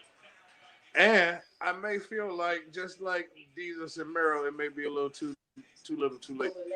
Because the transition with Ice and Ish was so seamless, to actually have the guys who were in the stories, as opposed to the people who he came home and told the stories to, adds a different gravitas to the whole situation, in my opinion. And now that they coming back, I would love to see the audience response, not necessarily the chemistry, because they never really had a real chemistry to me. It was kind of like backup dancers. No, like Eric and Andre. It was kind of like type. I can't turn my head type shit. It was uncomfortable to watch. Sometimes, you know what I'm saying, when they would get obviously tense with each other. And the funniest shit is, I thought it was more like a me and Jacques situation where we get tense, but we don't give a fuck, really. These guys, y'all got the history behind that shit. Just let that shit go once the shit ends. Right, like these guys carry obvious tension to the point where they have to separate themselves for whatever reason, and I hope whatever new it is, they're gonna address it. Because I'm not paying attention to see they behind the scenes. Yeah, they gotta like address that shit for real and not just some bullshit ass. Yeah, we made up and all this other shit. I think they actually gotta like speak on that shit. And I literally don't think I've seen a single Jesus and Mero episode since they've made the switch. I said it then. It was far too early into their run. Joe Budden even wouldn't have a podcast if these they was usurping at the time. Joe Budden. And Joe Budden has just became the king of the mountain now. And I don't think Jesus and Mero got a lick of a chance. But at that time, they could have. You don't think they got them? At that time, when they did that dumbass move to Showtime, HBO, or wherever they at now, they had enough of prestige. They were on a trajectory to surpass the Joe Budden podcast. But that little hiatus and the switch, and can't nobody find them. I haven't heard a single peep about them since outside of the Obama interview. And I haven't heard anything about that fucking interview since. Hey, real quick. We hear her almost as loud as you. Oh, shit. All right. Well, that's what happened in the trap. I'll mute in a second again. I was just talking because you was gone. Watch your mouth while I flash your bitch to a place that she knows exists. All I heard was watch your mouth while I punch you in the face and get them kids in check too. I don't know if that's some shit. I don't know if that's a conversation we supposed to be privy to. I'll fuck you up and them badass kids. Yeah. Oh shit, hold on, y'all got me over here on the phone. Hold on. Wait, hello? Yeah. Y'all talking about Joe Budden. Y'all talking about Joe Budden podcast, though, right? Yeah. Yeah. Yeah, they was talking about the motherfuckers coming back. And I ain't seen them come back, but honestly, I didn't see none of the shit while they was gone. I don't really watch that nigga shit like that. But like I said, that nigga would have to address that shit instead of just coming out pretending like, yo, we back. No, they addressed it. Really addressed it, or did they just talk really addressed it? Like, no, the better part. I haven't seen the whole episode yet. I've watched some of it. I think I'm probably maybe like 30 minutes, 40 minutes in, or some shit like that. But the entire time they've been talking about that. They try to dance around it a little bit, but they kind of get into it, but don't really get into it. They just say, you know, we had issues. There was tension between Joe and Rory that they said that everybody saw. I didn't see the tension. I don't know. I thought the shit was just boring. I don't pick up on aggressions between motherfuckers when I don't know motherfuckers. I really don't. I think they used to say certain things to each other that you and I wouldn't, in the heat of our arguments, wouldn't say to each other. And I guess we were kind of just. I didn't see it as tension either. I just saw it as how Joe treated them like hoes. But that's tension. If they don't agree to that shit. Hey, look. I thought it was an agreement. No, I didn't know. No. Now in retrospect, could you see anytime that nigga turn around and go, man, shut the fuck up. Like that was tension there. Like me and you have said a bunch of things. We've called each other names. But we won't just clearly go, man, shut the fuck up and mean it. I might mean it, but that don't mean I'm not gonna under duress build you also a dog bowl after the fact. No, I definitely might mean shut the fuck up. I definitely might mean shut the fuck up when I say shut the fuck up. I might mean that shit. But that don't mean I don't fuck with you. That don't mean I ain't finna do shit for my people. That's my friend. The friendship is still there. But the shut the fuck. Actually, I don't know if I would say shut the fuck up. Yeah, exactly. I don't know. I probably would. Shit. Well, if you tell a motherfucker to shut the fuck up, it means shut the fuck up. Not shut the fuck up like, I don't dig what you saying. He used to tell a motherfucker to shut the fuck up, like close your mouth. Like you're no longer allowed to talk. Be quiet. Exactly. Yeah, shit like that. Yeah. Yes. I don't think we've ever been there. We've definitely argued. We definitely fought on the show. Yes. I think we've had I think we've had I know we've had conversations outside. I definitely know I asked you to fight before because I thought that you had tension. And you was like, "No, nigga, I'm not gonna fight you because I'm not gonna fight fair, like at all. It's gonna be different at all. At all. It's gonna be a different type of fight. Yeah. And I remember like, okay, well, it wouldn't be, but it wasn't the beef, and that was it. I don't know. I guess we different. I don't know. Maybe we talk different. I'm never going to counseling with you, nigga. I'm never doing that. Hey, look. I'm not that mature. I'd rather just fight. I'm not going to a counselor. I'm never mad enough to fight, but I'm not mad enough to go to counseling either. I'm never mad enough for either, but I'm definitely not mature enough to fucking fight at all. Hey, look, I'm not mature enough to go to counseling. I'd rather fight than go to counseling. A motherfucker hit me one time, and I feel like it hurt too much. I'm no longer 1-2 combination punches. I'm now just punching. I may use the bottom of my fist, and I'm not gonna stop until some shit feel mushy. Hey look. I'm never not trying to get my leg back. Exactly. Some things I can let go. It's some children that I still want to hit. This bitch smacked the shit out of me in 2007 because I was roasting her too. Look, I gotta tell this joke too. The bitch say she shit 7 times a day. That's like, weird. That's 49 shits a week, bitch. I don't know why that touched me, but she smacked the dog shit out of me. She like, cause you knew 7 times 7. Because I knew what's that. No, she was nice as fuck though, body banging. She had a big old ass. I'm like, damn, man. I know you shit more than twice a day. She said 7. This how exactly went. I'm like, bitch, I know you shit more than twice a day with all that ass. She said 7, nigga. I said, bitch, you shit 49 times a week? Pow. Offended. Hey, look. Of all the shit to get fucked up for, being good at math shouldn't be one. My nigga, I thought about it. It was a crowd of motherfuckers out there too. I wasn't gonna hit her, but I was like, let me holler at you for a second. She took off. I walked to her door and I was like, for real, I just want to talk to you. Yeah, I was gonna choke shit out that girl. I'm glad she didn't come back outside. I was gonna choke the shit out that girl. I still talk to her to this day. Matter of fact, I should tag her in this fucking podcast right now. I'm pretty sure you should tag her motherfucking ass. In this clip, we're gonna break this down as a clip, and you gotta tag her in the clip. Don't even say nothing, just tag her.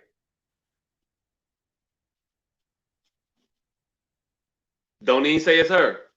Just tag 3 people in the clip. He froze up. I think he left. I don't know. Just tag 3 people in the clip. Me, him, her, and her.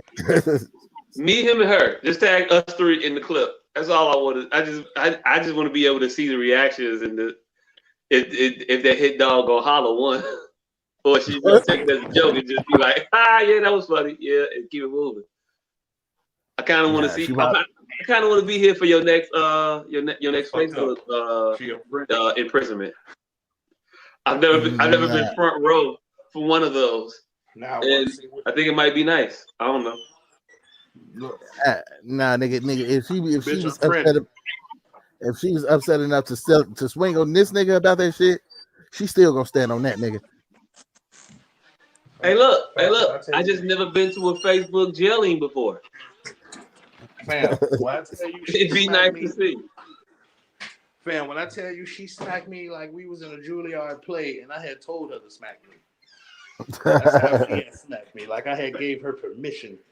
The shit didn't hurt, but it was embarrassing as fuck because everybody was outside. So it hurt. It hurt. Right. It hurt my soul. It hurt. It ain't hurt, but it hurt. And I'm a pretty big deal. And this bitch was, though she was nice looking, she was kind of a buster. And so that was kind of like extra double. I'm like, bitch, come outside. I ain't gonna hit you, please. Please, just come outside. Let me talk to you. And here we are. I can't have these motherfuckers in here thinking the shit that you got them in here thinking. Then. Here we are 14 years later. I still want my lick back. She smacked the dog shit out of me. And she the since got fat too. So now I really want to hit her. I was going to take it easy on the end. But now she's unattractive. That's the Scarface shit. I got an impeccable record. It's 27-5. And the 5 fights I lost, I had to redeem. Right back at him. So a nigga had to fight me every time I seen him. Hey, look. Sometimes you fight motherfuckers you never see again. Her. I've never seen her again. Ever again. Hey, look. It's a nigga named Carl out here. It's a nigga named Carl out here right now that's cousin with another nigga named Pierre. I don't know neither one of y'all last names. I wouldn't recognize you now if I saw you. But I know you got a cousin named Pierre and you got a cousin named Carl. Both of y'all niggas know each other. Actually, I think Carl might be that nigga uncle. But he was one of them young uncles. So he wasn't an uncle. He was a cousin, but he was an uncle because he was the father's brother. Either way, still. You talking about Carl with the green eyes, nigga? No. From Anderson? Nah, he ain't go to school with us. The nigga was on the block. He was the cousin. He wasn't the cousin. He was the nephew of a nigga that lived on my block. That, hey, yo, look. If I see you again, I'm not gonna know. But if you tell me you that nigga that hit me in my eye, back in that summer before 7th grade, nigga, man, you know you in a trap when it's just a random baby bouncing in this motherfucker in the dark. Hey, look, nah, you know you in the trap when it's a random baby bouncing in that random ass baby bouncing at 12:30. Like, you know damn well you supposed to be in bed. This motherfucker wide awake. Nigga, I just got ran up on by a Hennessy bottle. Do y'all hear that? I just got ran up on by a Hennessy bottle. We heard the Hennessy bottle about to shake you down. That sound like a fifth though, nigga. Oh, Young Thug and Gunna slam too about. All right, so what the fuck happened with Young Thug? Hey, shout out to Young Thug and Gunna. They bailed out a cell block, I guess. I don't know. They bailed out a lot of individuals that were unnecessarily or unjustly housed in correctional facilities beyond, like a court date, shit like that. They couldn't afford to get bail, so Young Thug. They couldn't afford to get bail, right? They wasn't in there for any Young particular Thug crime. and Gunna reuniting 30 people with their families. Hold on. She was playing the video. You was talking. Let him talk and then play the video. Oh no, that was it. I was just explaining the situation. I was done. She playing the situation. That was over. Oh shit. Okay, play the video. Cause these white women is gonna say it better than we was gonna say it, probably. To afford it. Young Thug and Gunna reuniting 30 people with their families. Yep, nope, pause it. No, I don't like the way she put that G on the thug. Young Thug in Ghana. Yeah, I don't like that hard G. I don't like that hard G. Just don't sit well with me. This man bailed out about 30 people. Well, how many people was it? About 30? I guess if we let the white women talk, they would probably have told us. Young Thug and Gunna reuniting 30 people with their families 30, in Atlanta. 30, there we go, 30. Held on minor you can stop her now. charges You can stop her now. You can stop in Becky now. because they did not have the money to bond out. We got it. Cut Becky off. Hey, I don't think it was the G was the problem. It was the T. Like nobody is supposed to clearly enunciate the T and Thug. The people you're not supposed to say Thug. I think you know it was Young Thug. Meal and told they would be featured in an upcoming music video. The hip hop stars say they plan on doing this again in the future. Hey, hold on. I'm a little disappointed, and it would take these white women to disappoint me. They bailed these niggas out to be in a video. Yeah. Hey, look, I don't want to be in your video, fam. I got real charges. I don't want to be in your video. Like, fuck, we talking about here? All right. I don't want to get out of this points back to the movements of the younger generation. I don't want to come out of jail and get on the video, fam. I don't want to be on camera when I get out of jail. I don't. Right, I've been in jail all this goddamn time for some bullshit, for some little ass bullshit. And now, as soon as I get out, I gotta listen to your song. Like, nah, nigga. The last thing I want as a criminal, and let me not just say y'all criminals, potential criminal, but the last thing I want is notoriety. Last thing I want is my face everywhere. I don't want motherfucker to rate. Oh yeah, that's nigga that robbed me. That's nigga that did. I don't want that shit. No, keep my face away from shit. I.e. a multi-platinum rap artist video. I don't be in that shit. She said that's like when people post pics of them giving money or food to people in need. It kind of is, yeah. Yeah, this is definitely the most extreme version of that. But yeah, it's definitely this is on that same level. Mm-hmm. Hey, but again, shout out to getting these fellas out of jail. It was a good deed. Good shit. It was a good deed. I don't want to shit on it too much because it was a good deed. It's just that sometimes these young folks got to get corrected on how they move, though. Good move, bailing everybody out. Bad move to put them all in your video, fam.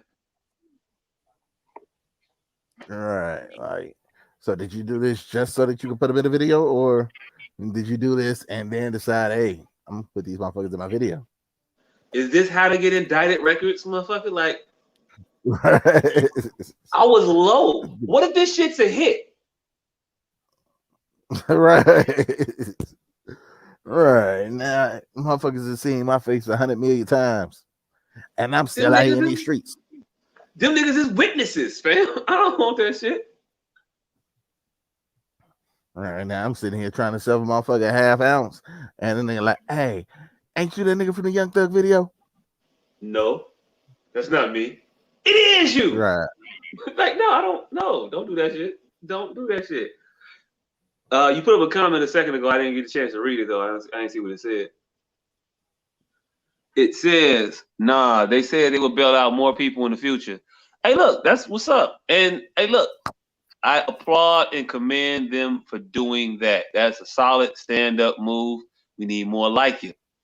But I will be remiss if I didn't give you a little bit of game to make your game better.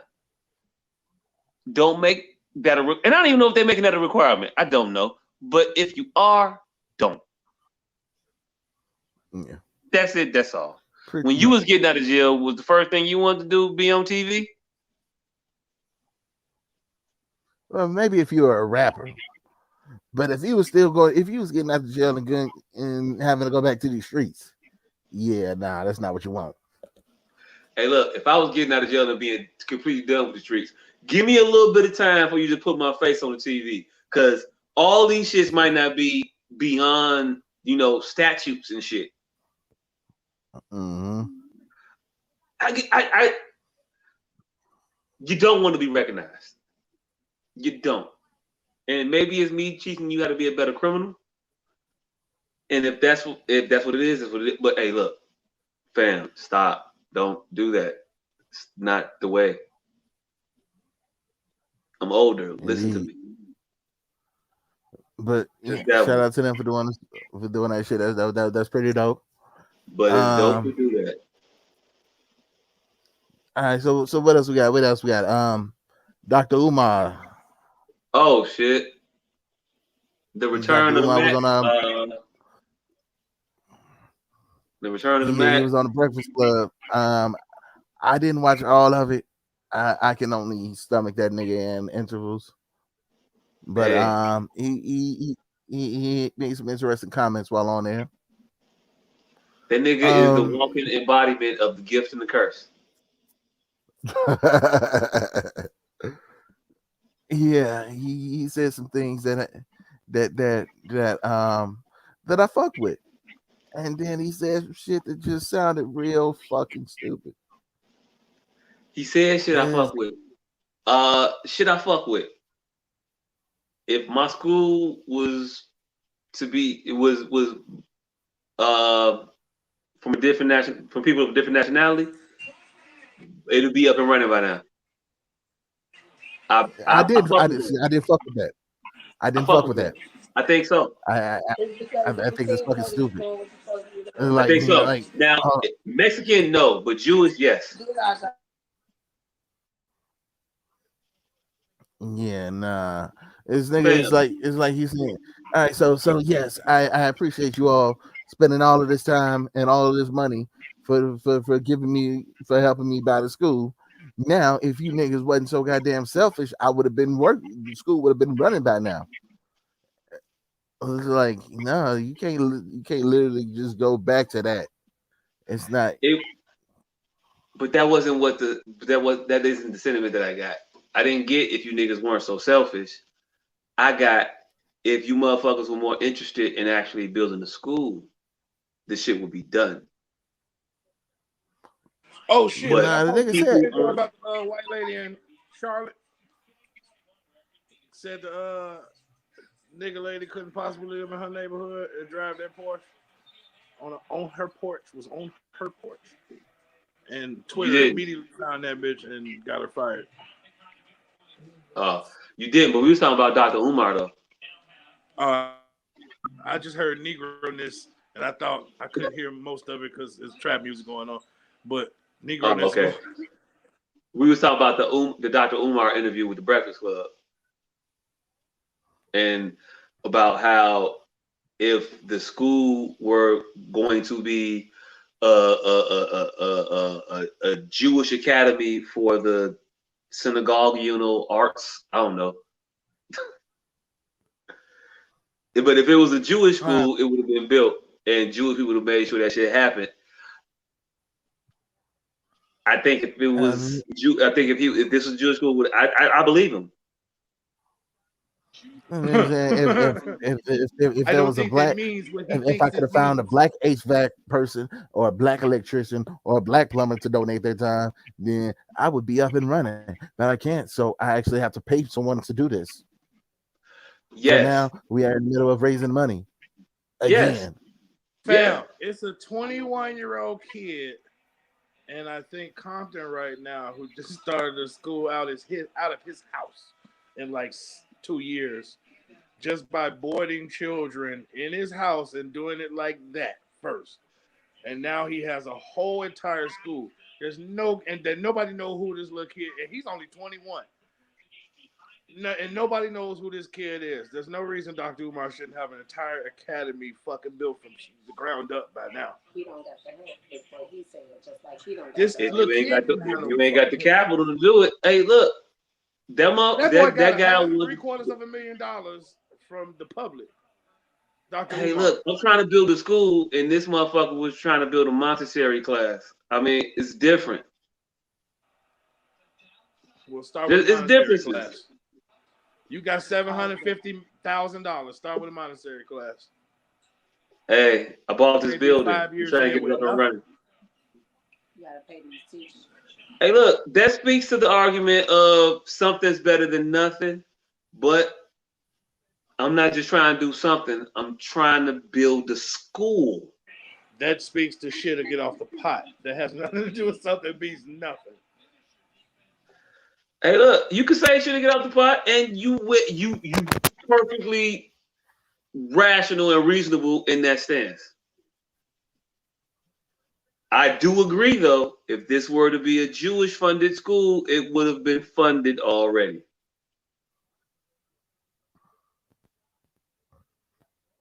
I think if the nigga was better at money management, the shit would have been funded already. But I don't know if he mismanaged any funds though. If he bought the school, he got the school, and this shit's just that short of being able to go on. Hey. I don't know, the nigga just completely comes off as a fucking snake oil salesman. Like, yeah, I want to help you, motherfuckers. I don't think that's true. But it's gonna cost you. Off-putting. I don't think he comes off as a snake oil salesman. He's very accredited. Motherfuckers already went through that phase of trying to attack his credentials. Oh no, nigga, I'm not talking about the credentials. I'm talking about he definitely has snake oil salesman tendencies, and that's why Dr. Umar Johnson is such a polarizing figure, because he's very like not his credentials, just his motivation. Telling you his motivation, telling you shit like this is one thing I found very hypocritical of him in the interview that I caught. Y'all know what a snake oil salesman is, right? Selling you some shit that's fake. That's not. Yeah. It's not going to do the things that you said it's going to do. It's going to work, and it's not going to. He says he's trying to build a school for black boys. What is he selling that's snake oilish about that? Okay. Not about that. That's not the snake oil salesman shit. But he sounds like a for-profit prophet. I never got that either. That he was okay. So earn a profit. Can I say it? Go ahead. I got it. Because he does things like he did in the interview that are completely contrasting things, and he comes off as a hypocrite to his own agenda by kneecapping it based on his own bravado. So he can come off as a hypocrite at times, but okay. So let me get the scenario out now. So he's in the interview, and they asked him about him being single, not having a woman, and he went on to talk about him and the potential woman that he would be with, and he said, if I get with a sister, she got to have she got to be dark skinned, big lip, nappy hair. I don't think he said all that, but he definitely said she got to have nappy hair. She got to be nappy to fuck with me. I don't want nobody with a press. I don't want nobody with no perms, no straight hair. I don't want to blow out. You got to be nappy to be with me. Because how would I look being the Prince of Pan-Africanism, being with a woman with Eurocentric tendencies like some straight hair or some shit like that? That will make me a hypocrite and not stand on the principles that I'm standing on. He said that. And then he went on in the interview further after that to say we need to stop separating ourselves based on color and hair texture and all these unnecessary little bullshit things that we divide ourselves with. While being a person that just got through dividing based on all that little bullshit, he's saying you shouldn't be dividing yourselves on. That don't mean shit. Don't make you blacker because your hair is nappier. But me being me, I can't be with a woman that ain't got no nappy hair because that make me look less black.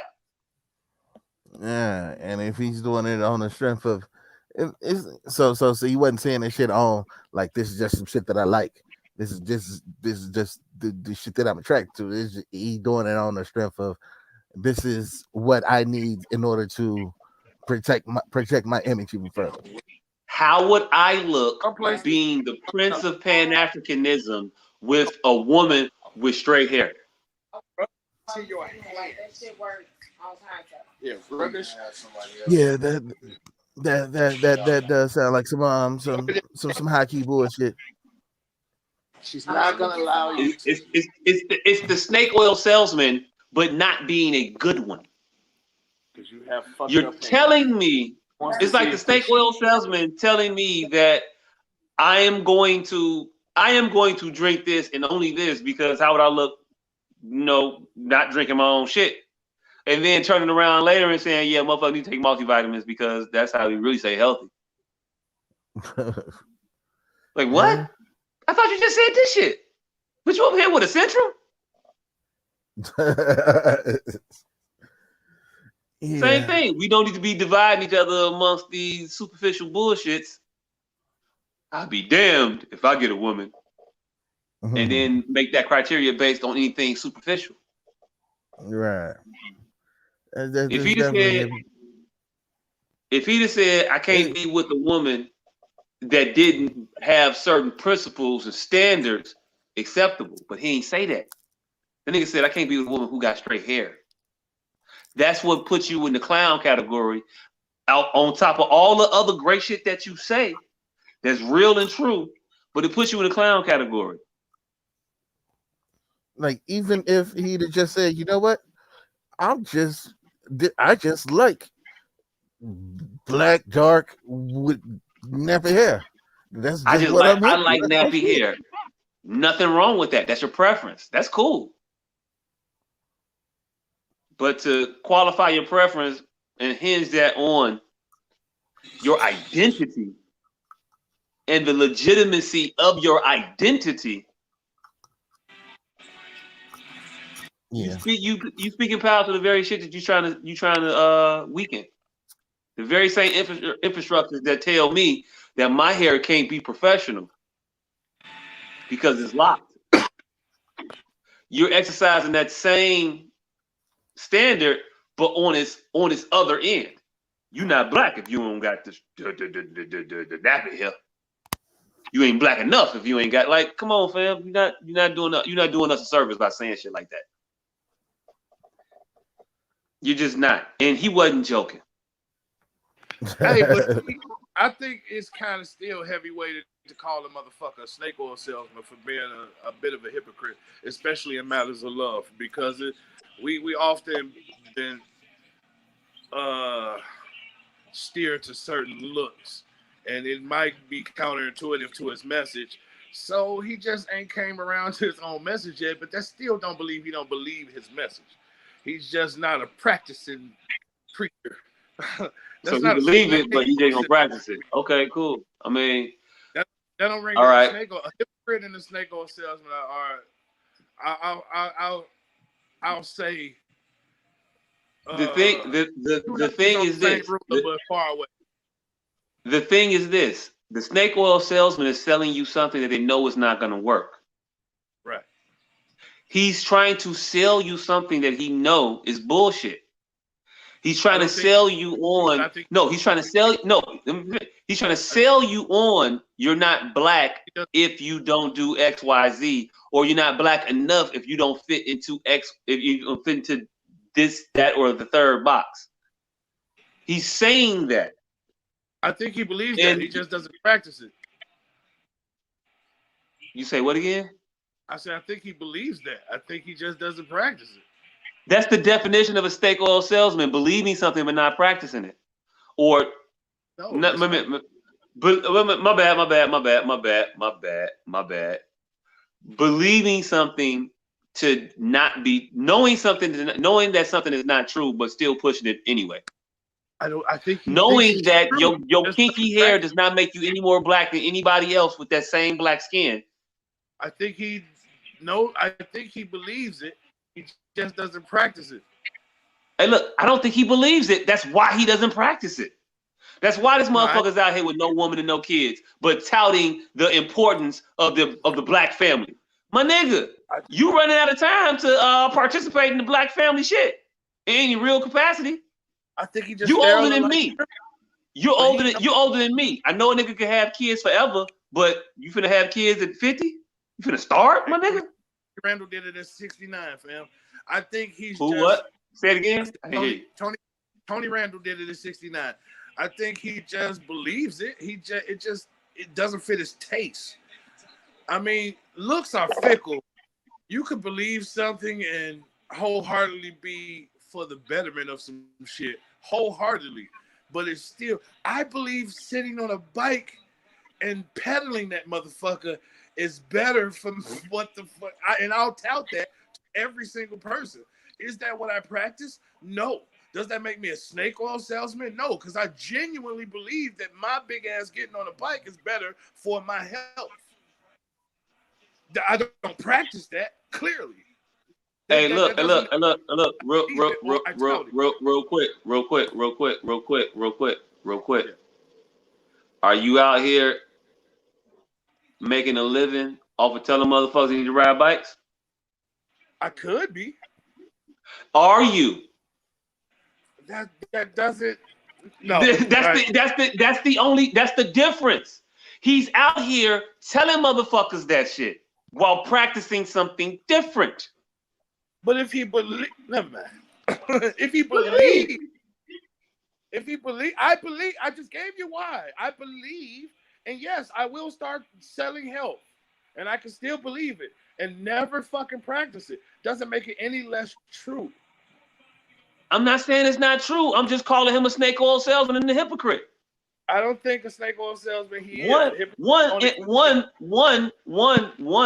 One, yes, and the metaphors are kind of mixed because, of course, riding a bike is better for your overall health than not riding or to be sedentary. Not being sedentary is better for your health than being sedentary. Yes, but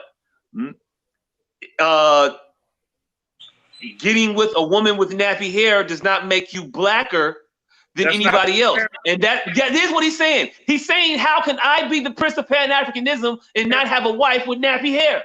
That's not the comparison. You're tying the blackness to the nappy hair, and that's false. And you know it's false because you, on the other hand, tout and say how we should not be sitting here drawing the lines based on things like hair texture and skin color. Got me an argument. No. Thank you for no. It's not. Yes, that's not the comparison. The comparison is somebody not actively practicing what they preach, but adamantly believes it. So whatever the fuck you trying to draw in that parallel isn't it. It's somebody who actively believes what they believe, and they're not practicing it. That's it. That's all. I don't think that makes. And the snake oil salesman knows that this tonic ain't doing shit. He knows that nappy hair and dark skin don't make you blacker, but I don't think he knows that. I think he believes that. He just doesn't practice it. Again. Wait, hold on. You still, if you believe that, you're not saying something that, you're not saying things that are different. So if you believe that the shit don't work, but you're selling it, don't make you a snake oil salesman? No. If you believe something works, but don't make it, that doesn't make you a snake oil salesman. No. If you believe the tonic you're selling works, you just don't imbibe it of yourself, that doesn't make you a snake oil salesman. If you believe, but you don't imbibe it, but you don't imbibe it. You don't imbibe it because you makes you feel bad, and you telling them it's gonna make them feel good. No, you're a snake oil salesman, fam. You just are, in my opinion. He doesn't imbibe because we're talking about personal taste. This particular instance, we're talking about his personal. In this particular instance, we're talking about his personal taste. No, we're not, because it's not a matter. Because he stated it is not a matter of personal taste. He stated it as a matter of the perception of me will be different if I did that, so I can't. Because it's my perception, my identity is tied into being so blackity black that if I did that, then I wouldn't be blackity black anymore. And I'm saying that that's false, and he knows that's false, but he's gonna continue to push that bullshit ass narrative while knowing his ability to state that your hair being kinky and your skin being dark don't make you no blacker than nobody else. But on the other hand, touting, I can't marry that woman if she ain't got really dark skin and nappy hair, because I'm the prince of Pan-Africanism. Not because I just like dark skin and nappy hair. He didn't say that. I'm judging him off the things that he said, not off my feelings about what he said, but his actual words.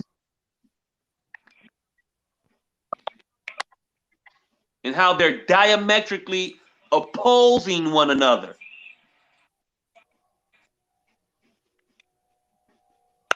He's selling snake oil while taking centrals, fam. That's what he's doing. Now, that don't mean that what he's selling is necessarily wrong. It just means that he's using it for personal gain. But he could be right about certain shit, and he is right about certain shit. He's right on his stance and his take towards Biden. I believe he's right about how Black people need to be independent in our education of ourselves. And if not independent, at least take control or some modicum of control of our own education. It's important. Mm-hmm. All right. So what did you think about about him coming on there to sell his book, and discussing how the misdiagnosis of ADHD is such a problem, and how he can help people and solve this? Well, help our people solve this. If only they buy his book. If only you Like buy my book. Yes. My book has the answers to how we can solve this problem that is a huge problem to our people. Like, so you don't want to help, but you're willing to sell the help. Does that? It's not a lack of desire to help. Huh? It's just a lack of desire to help without getting paid. So this is what's known as getting it out. You gotta say that one more time. I think he tried that. I think he tried to not sell anything for years. I said I think he tried that. And I think he tried to not sell anything for years. He helped him. So he berated us about us not donating enough. And that didn't work. So now he got to get it out the mud. It's a natural progression of somebody who believes what they say. They just may not practice it. I know plenty of niggas think they call it sports, but won't put their money up and gamble on it. Do that mean they don't say? Or it could mean they don't gamble. I mean, they say they can predict 70 games out of 70, but won't put their money up. Maybe they don't gamble. Say? Does that mean they can't predict it? You can predict some shit that you're not willing to put money on because you just don't put money on shit. That's not the same thing.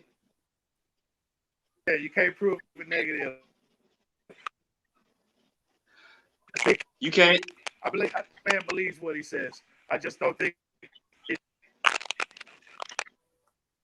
Hey, look, you can believe he believes what he says, and I believe you believe that. What's not the same? I don't think he believes what he says wholeheartedly, because I don't think he moves. I think his actions are contrary, and when you contradict yourself a lot, I don't think you believe what you say. I think you just say what you think people want to hear. I think he believes what he says. I just think he wants to profit off of it. But but in that kind of lessens this as much as I'm gonna trust you, because like if he you has yet to say claim anything that you anybody just wants all to hear. about. You say what? Y'all supposed to talk at the same time.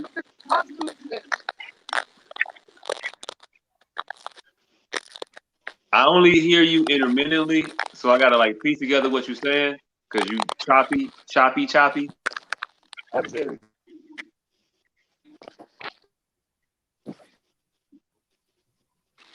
And now you froze. Well, your video froze and your audio's still up. All right, and so I don't know. I think he believes the shit that he says, but I think he's like no worse. Like he's just as bad as these goddamn preachers selling salvation. It's like, yeah, I mean, I feel this way, and I feel like I can help, but it's gonna cost. Mm-hmm. It's gonna cost. But even with that, I wanted to talk about Umar and open it up to a different conversation. It's gonna sound kind of weird, but I think we may be too quick to throw the baby out with the bathwater, so to speak, in our treatment of quote unquote black leaders. Because I think we threw Dr. Umar away, and I don't think we necessarily needed to throw him away. I think he said a lot of bullshit. I stand on it. He says a lot of bullshit, but he also says a lot of correct and real shit too. And we got to start to we have to be able to separate the bullshit from the real shit, and keep what feeds you and take away what make you fat. You know what I'm saying? Discard the junk. Keep the good shit. Keep the treasure. Throw away the junk. Because he dropped jewels. He says some real shit that that I agree with, that I have been saying before, specifically towards the recent passing of the Asian hate bill, the anti-Asian bill, anti-Asian hate bill. It took a long time to get that out all the way where it's supposed to be. But anyway, the anti-Asian hate bill. It's a very specific bill to stop hate against who? Asian people. Asian Americans. Asian Americans. Specifically Asian people. Now, I recall a few years ago when motherfuckers was up in arms and saying how black people need things, and motherfuckers was like, well, it's already against the law to abuse people in general. And then you got civil rights laws and you got all the other shit, so y'all equal. So what could a motherfucker do to actually say or speak specifically to black people as far as protection? Nothing. Because you're already protected. You're under the umbrella of everybody. People of color, minorities, all that shit. It's a whole encompassing umbrella. That's what we were told. But then we get a whole bill passed just like that. That shit was quick. You heard rumblings of shit happening to Asian people. And then there was a bill to specifically target actions against specifically Asian people. They got a specific bill. We never get anything specifically for us.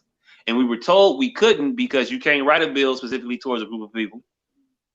Because that's what we were told. But lo and behold, quick, fast, in a hurry,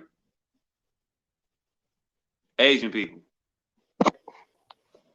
You know what I'm saying? And what does this anti-Asian bill do? I don't know what it does other than say you can't do nothing against Asian people, or it'll be a definite hate crime. And hey, look, it's shining light on the crimes against them. And if you do something against them, you're probably going to be held accountable for it in a court of law.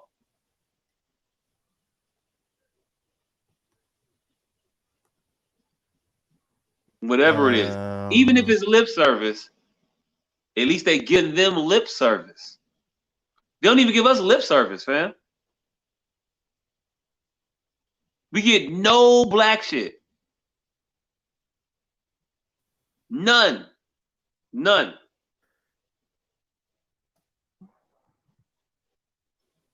But you can get some Asian shit. That's a thing that can happen.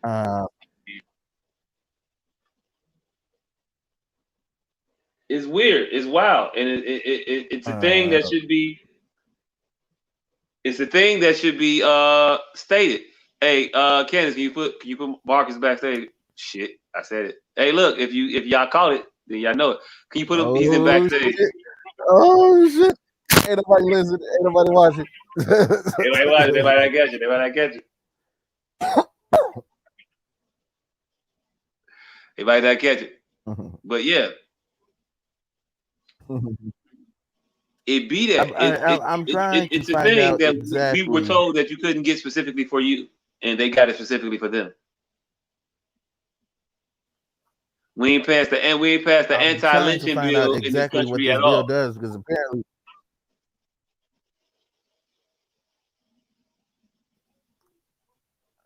because I can't see anything on what this shit actually does.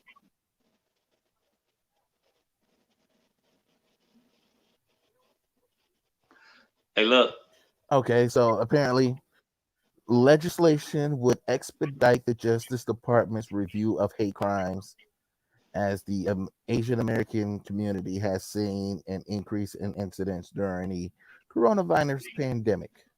It would also task the department with coordinating with local law enforcement groups and community-based organizations to facilitate and raise awareness about hate crime reporting. Mm-hmm. Yep. What does that sound like? It sounds like they're gonna over-report crimes against Asians. It sounds like if you do anything to an Asian right now, you will be going to jail. So you probably shouldn't do that. It sounds like they are doing something for Asian people. Something. Maybe not a lot. Maybe not a lot on books. I don't know. We'll have to see how this goes about. But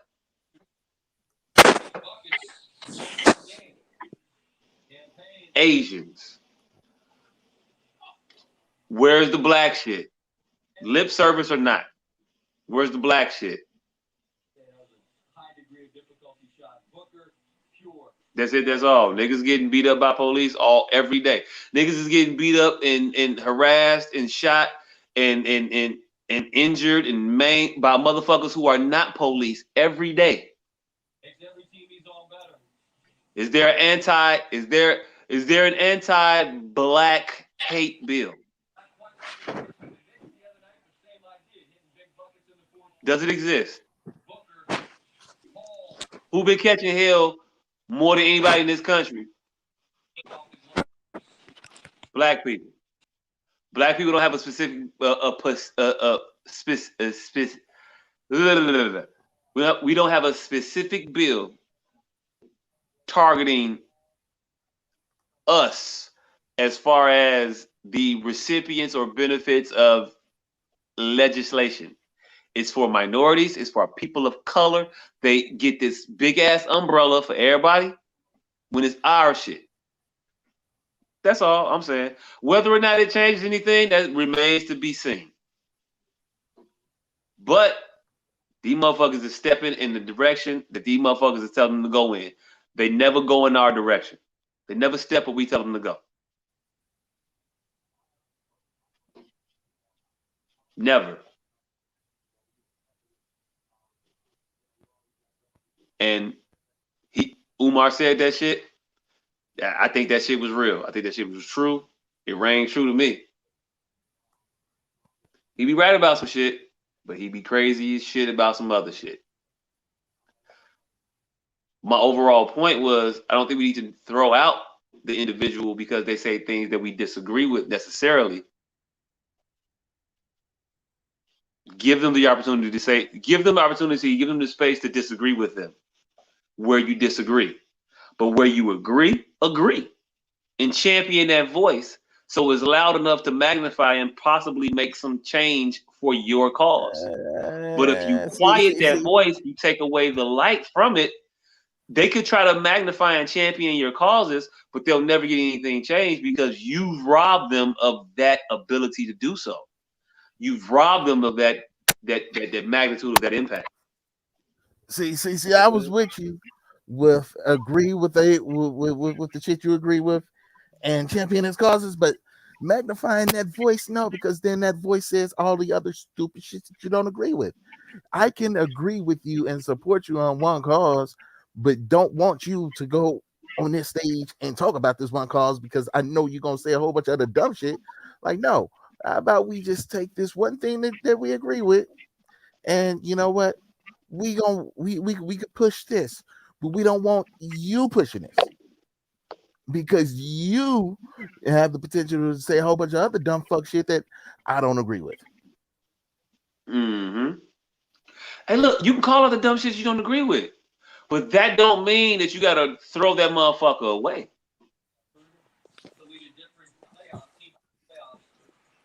But again, nah, you ain't got to throw the motherfucker away, but no one heard me, but I was screaming in the chat that there's a difference between race and ethnicity. Hey, look, I just saw you text me that. I was in the midst. Yeah. Anyway, you finna get a text from me in a second. I'm just gonna ask you some shit. Oh, okay. Yeah. Anyway, yeah. There's a difference between race and ethnicity. Cuss from your text message. I'm still here. I was here in spirit. I was in the backstage. Y'all just wasn't reading the private chat for some reason. So I'm like, all right, fuck it. I'm gonna just start texting your phone there. And for some reason, I can't comment on the community chat. You can't? That's weird. Nigga never mind why I keep disconnecting. I'm in a trap house. Hey, look, these people might not take too kindly to you calling their house a trap house. That's not what I even called it. I tried to move in. They was like, nah.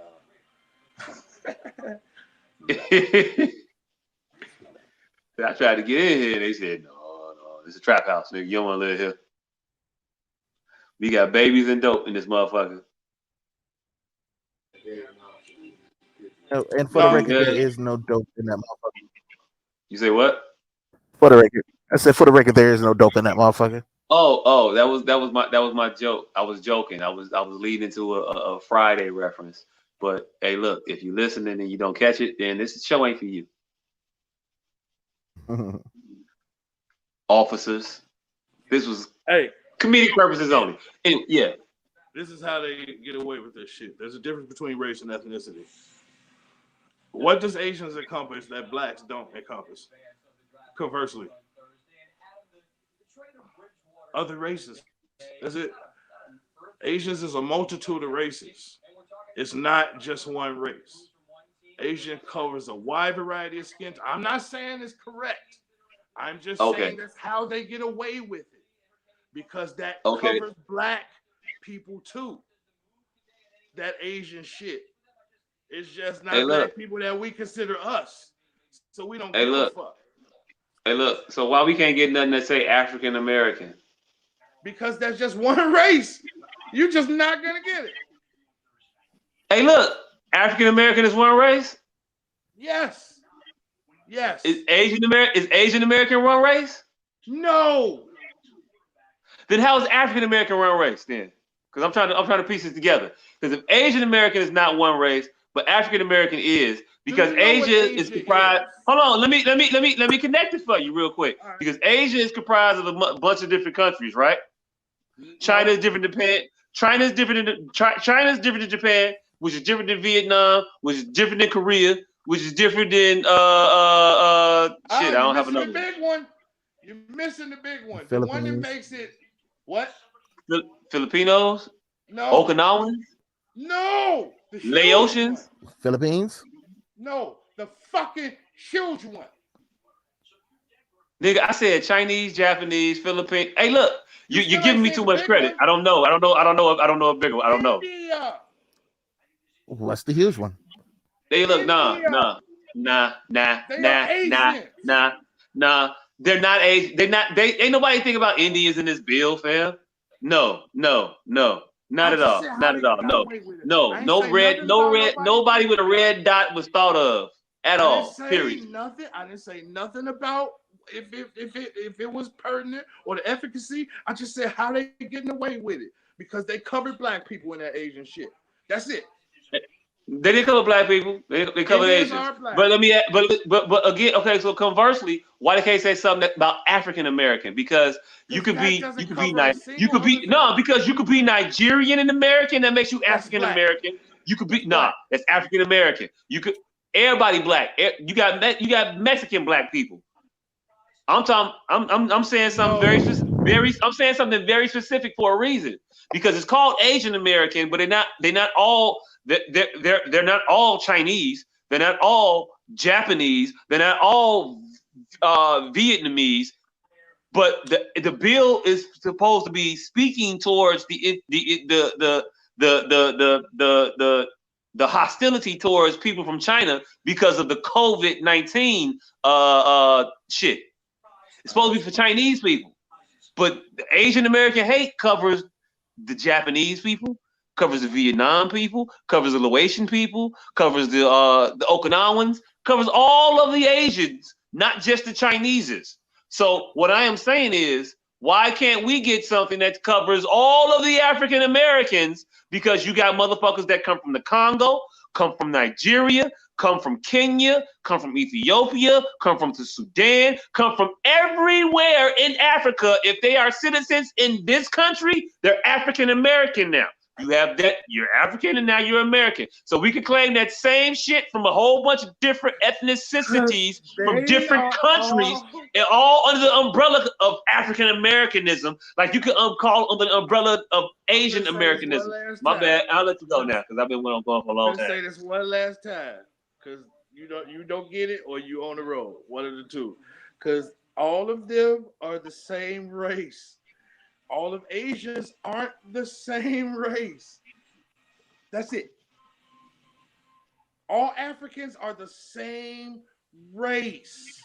What is race? Color, skin color. And all Asians ain't? No. All right, cool. Bet. All right, bet. India is Asians. Are they the same color? Hey, look. All right, cool. Okay, so Egyptians is different then. No, they still black. All right, cool. You want to get symmetrical about skin color? Never mind. All right, and call it race. Because I'm getting loud. And call it race. I just got kicked out the trap because I'm getting loud, so I gotta go. Hold on. I gotta give a preemptive because I ain't gonna be here for the y'all get the jars and the ashtrays and shit. Get your PPEs and the PPEs and your somewhere and your 420 friendly accessories. And all of that shit is in here, but yeah. The PPEs. No, I don't say y'all cut this shit off because I'm finna get in the fucking car and this nigga finna piss me off with this rape fest and this shit. I'm finna get in the car. Hopefully my phone works. Hey, we encroaching upon tomorrow, so we ain't got much show left. We already passed 3 hours of this motherfucker. Yeah. He started off tired. I'm always tired. I just don't have no stopping. I just don't have no stopping sense. Yeah, nigga. I was about to go to sleep before this shit started. Our producer is definitely about to go to sleep. Yeah.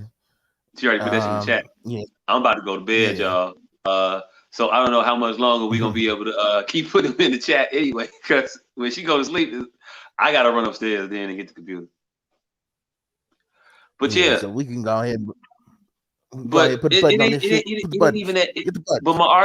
a button on it though, my argument ain't that deep. If it's good for the goose, it should be good for the gander. That's all.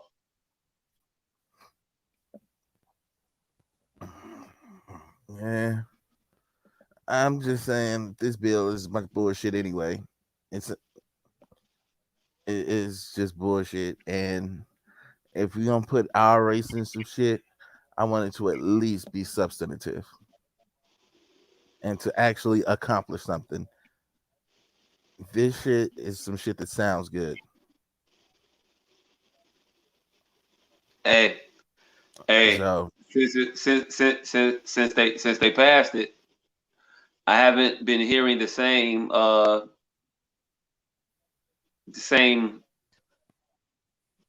level of Asian altercations.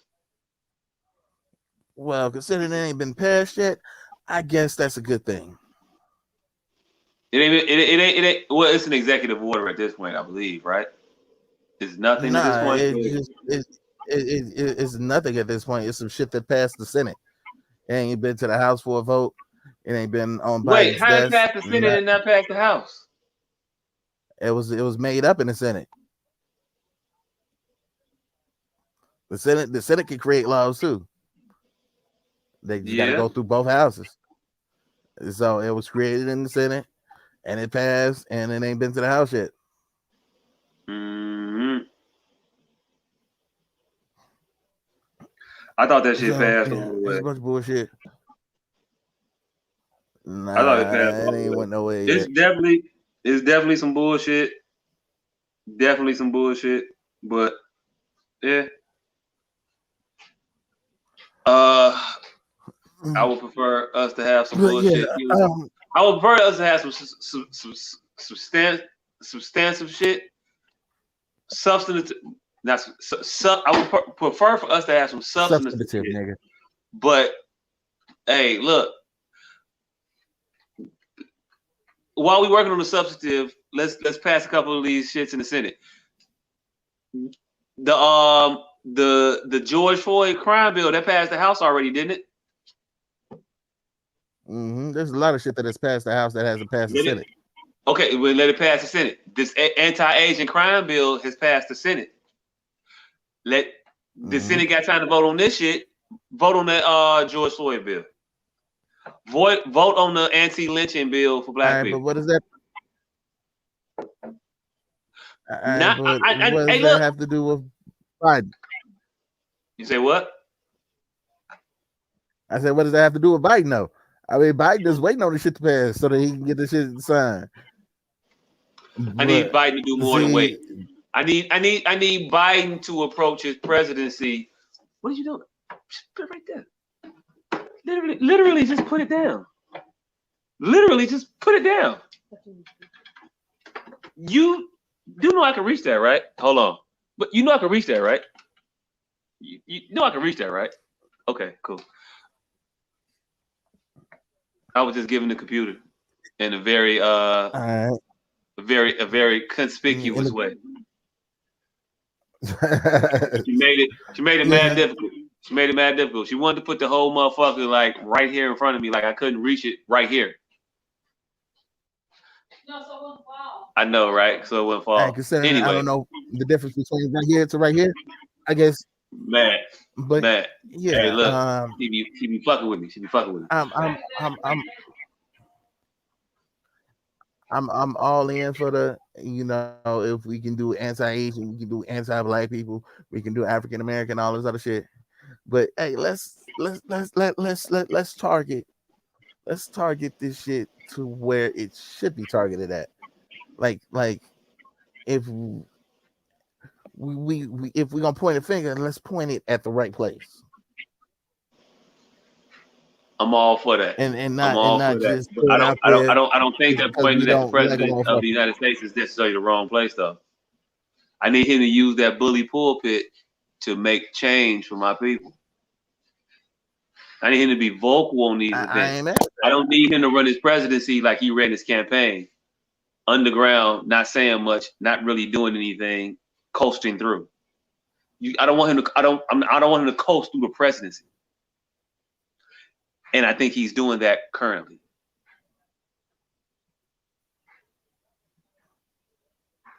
Coast through it as far as like not getting shit done? Yeah, not getting shit done.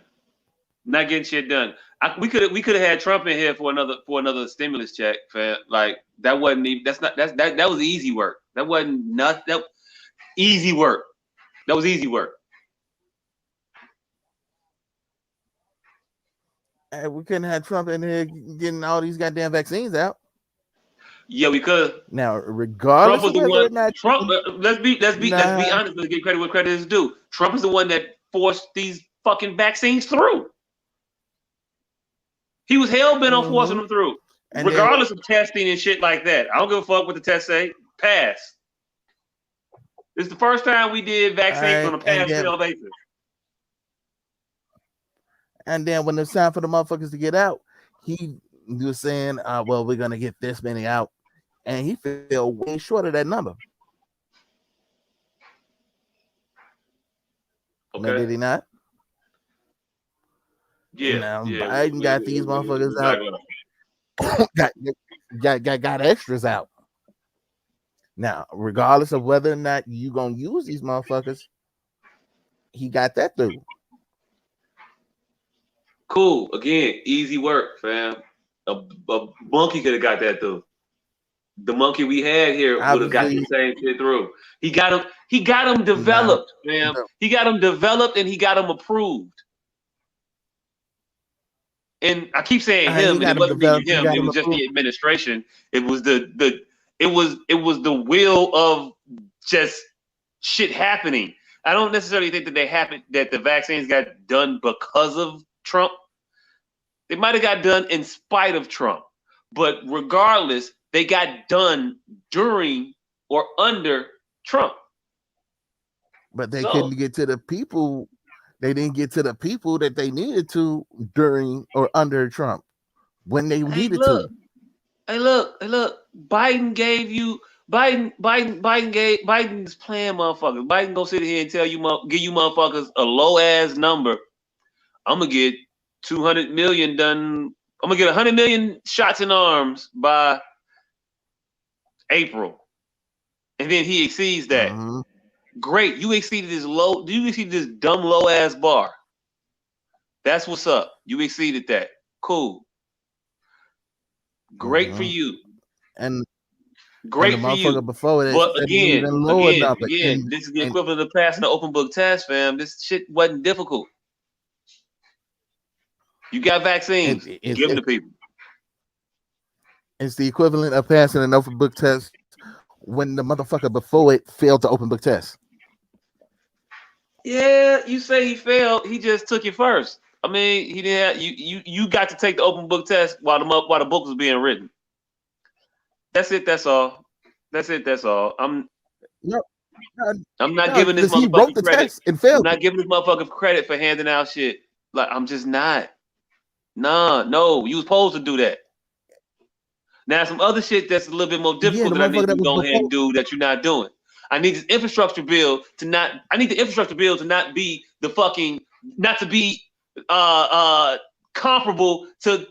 I don't need a 10-year infrastructure bill when infrastructure is so sorely lacking in this country to be the equivalent of a 1-year pandemic bill. Not even a 1-year bill.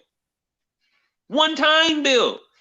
One-time pandemic shit is the equivalent of a 10-year plan for the infrastructure of the country. Actually, the pandemic shit was more. Infrastructure is 1.9.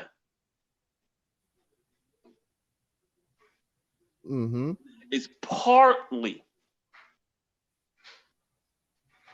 It ain't shit. He is not doing well at the job of president for what the job of president is supposed to be doing. I need you to be excellent in a variety of areas. There's a high degree of demand. There's a high degree of difficulty for your job. But it's your job. It's the most important job on fucking earth. You're the most powerful person in the world. You're the president of the United States. We gave you that power. Now I expect you to use it accordingly. I'm not going to give you no quarter. I'm not going to give you no excuses. I'm not going to say, well, it's hard. And then, no, fuck that. You knew it was hard when you asked for the job. Now, the job being hard, you're not able to use the difficulty of a job as the excuse for you not performing at the job. You knew the job was hard when you asked for it. Now do it. Do it. Be the president. Be the active president. I need you to be the president of more than COVID. All right. So. This job is thoroughly hard. Thoroughly, really hard. So you got to be extraordinary in doing it, right? Yep. So why the fuck you think? So how you think he's supposed to have this job solved in 4 months? Not solved. I need you working towards it. And if you are working towards it and I don't see it, you're gonna get this pressure because I don't see it. I don't know what you're doing. So I'm still going to hold you accountable for the shit. I'm still going to say you need to be doing this. Now, if you tell me I'm behind the scenes and I'm doing it, good, you behind the scenes and doing it. I don't know you doing the shit, so I'm gonna keep holding you accountable. I'm gonna keep raining on your head. I'm gonna keep saying the shit that I say because you're not doing. I don't see you doing what it is that I think that you should be doing. And if you're doing it in secret, then you're gonna get these consequences for doing your job in secret. You hold a public office. Do your shit publicly. I don't need my politicians to be doing backdoor deals and behind the scenes deals. You elected to a public office. Do that shit publicly.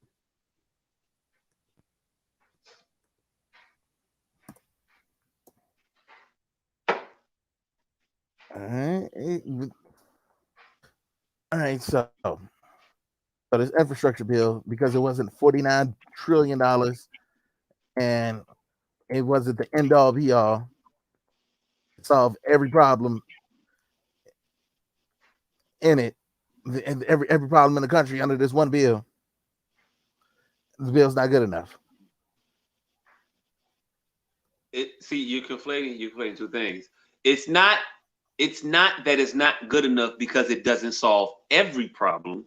It's not good enough because it doesn't appropriately address the problems that it's identifying. $1.9 trillion to build bridges in this country isn't enough. $1.9 trillion to address the amount of potholes in this country isn't enough. But let's just say that that's all infrastructure was about, which it is not. It's not enough to address that. But that's not all that infrastructure is supposed to do. It addresses a lot more. And it's not enough to address the most superficial, easily identifiable things that we see. It's not enough for that. It's not enough for us to put an effort into green energy. As far as infrastructure is concerned, making it a staple, making it a real replacement for fossil fuels. It's not enough to do that. But motherfuckers won't let them off the hook. No, we can't. We got to keep our eyes on the ball. We gotta identify potential partners in this struggle where they come. We had the head of the fucking coal miners union on TV talking about how coal miners ain't really against green energy. Motherfuckers ain't really against wind turbines and windmill farms and shit like that. They're not against that, but they want those jobs to be union. They want those jobs to be high-paying jobs. That motherfucker said some shit that I heard today. He was like, coal miner job used to be a job where you could get it and you could make $100,000 a year. Doing that job, doing that difficult work, that important work, because niggas need to drive. So it's important. It's destructive to the environment, but it's important because we need it. But I like my house being balmy, 77 degrees. Wouldn't be possible without the coal industry. I think that you would agree that your current situation wouldn't be possible without the coal industry, correct? Mm-hmm. Right. So it's not about eliminating that industry. It's more so about replacing it because we've identified that it's not sustainable. We can't keep doing the same shit we've been doing. We got to change it up. And the head of the coal miners union is on record as saying, we're changing it up. That's not what we against. But it gotta be they gotta be union jobs. It gotta be shit that's gonna provide lives for families. It's gotta be that, right? Mm-hmm. I want you to take advantage of that as the president of the United States. I want you to recognize the last 4 years where we had a bully in the White House who said and championed the things that he wanted to get across, even though he wasn't necessarily all that effective, but he was effective in motivating his base to action. I need you to be equally adept and capable at doing that. Mobilize the base so we can get shit done. Because I know you as the president can't magic wand do every fucking thing, but you have the biggest megaphone in the world to call people to action, and you're not doing it. Why is he not doing it? I got thoughts. One, the motherfucker said ain't nothing gonna fundamentally change when I'm president. Two, because he gets a shit ton of lobbyist money from these industries in which he's fake fighting against. And three, that motherfucker's also not a that motherfucker's also a piece of shit that we ought not have elected president, but we did. So this is it. We'll get half-hearted attempts for the next 4 years, like I thought we were, but fuck it, because he's not Trump. So yay.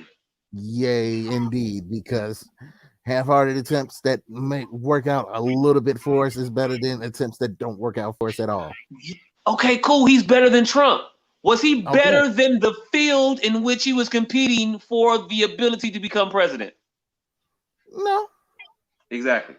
But he's what we got out of that field. Cool. No, he's what we got out of that field because they said he's the only person that can beat Trump. He's the only person that's better than Trump. It was just a bunch of bullshit that was fed to us. Nobody said he was the only person better than Trump. He's the only person that could beat Trump, maybe. Yeah. I think that was what it was. Yeah. And in turn, you're saying he's the only person better than Trump, not because of necessarily his ideologies, but he's better than Trump because he's better able to galvanize the country than Trump. No. Or as in opposition to Trump.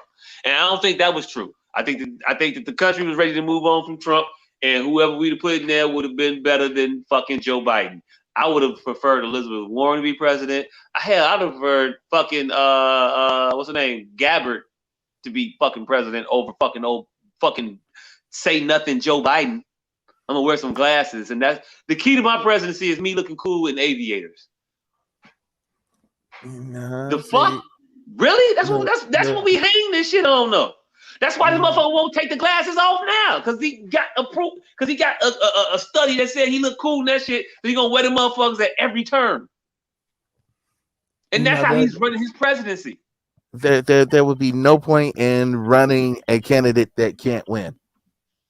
Would it? Now, all of these moderate ass. Hey, look. I don't give a fuck how many of I don't give a fuck about Adrian's opinion in this shit. Adrian was wrong all the time. She kept telling that nigga he couldn't win. What the fuck he went in there and do? He beat the shit out of Dolph Lundgren ass. I don't want Adrian as the conscience of the country. I don't want Adrian to be that motherfucker. She was never good at seeing the big picture. She was never one to take a risk to actually invoke better.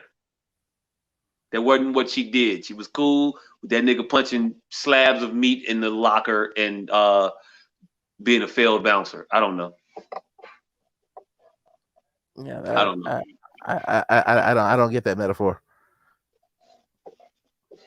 Hey, look, I don't know what's not to get. Adrian was the motherfucker telling Rocky he couldn't do it. The Democratic National Committee, or whatever the fuck they want to say, was the motherfuckers. They were Adrian. They were telling Bernie, you can't win. And they were telling us, while they were telling Bernie he can't win, they were telling us, Bernie can't win. No, Bernie probably could have won. I think Bernie would have won. I don't think Bernie would have won. Joe Biden won being a fake Bernie, a half a fake Bernie. Fake committing to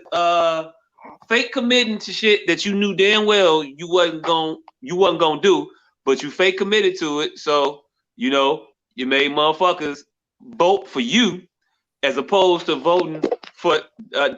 not voting for you because we thought that you was gonna be at least a little bit on motherfucker's side by the shit that you said. Like, hey yo, Bernie, okay, I'll fight for a $15 minimum wage if that's what you want. So Bernie, go ahead and endorse me and I'll fight for it.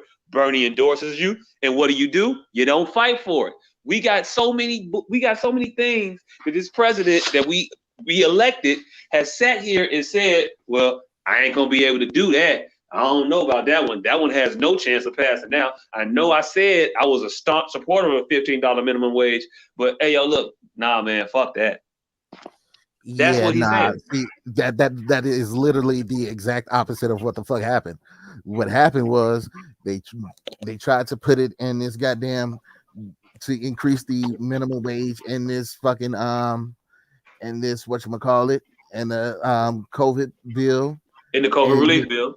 Yep, and it would not have passed as part of the relief bill because the raising of minimum wage is a long-term, consistent thing that has to be passed as a law instead of a one-time thing that passes through during this act, which requires a different kind of vote.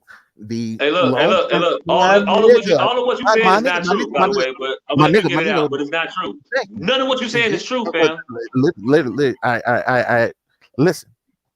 The long-term shit has to be passed by the whatever the fuck 2/3 or whatever, not even but the 60%, not the just majority vote, which is why that part, specifically that part, was taken out of the fucking COVID relief bill.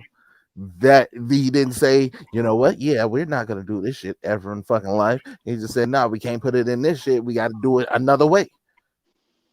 So look, again, that's not true, fam. That's not. It's not true. What's not true about it? Everything you said is not true. It could have been in the COVID relief bill. It wasn't not in the COVID relief bill because it was a long-term thing and the COVID relief bill was supposed to be a short-term thing. No, it's called budget reconciliation, and you are allowed to put shit in the budget, in bills, in the bill, in the budget of the bill, as long as that bill is budget is deficit positive or some shit like that. I forget the exact terminology and the exact little chicanery in which they do all this shit with, but it wasn't that they couldn't pass it or they couldn't include it in the bill. It was definitely able to be included in the bill. The parliamentarian didn't want it to be in the bill, and that was a completely arbitrary assessment. It wasn't that it couldn't be. She didn't want it to be in the bill because she didn't like it for the bill, and so she suggested not to put that in the bill. They could have overridden her. They could have overridden the parliamentarian, and the bill could have passed with a simple majority, 51-49 majority.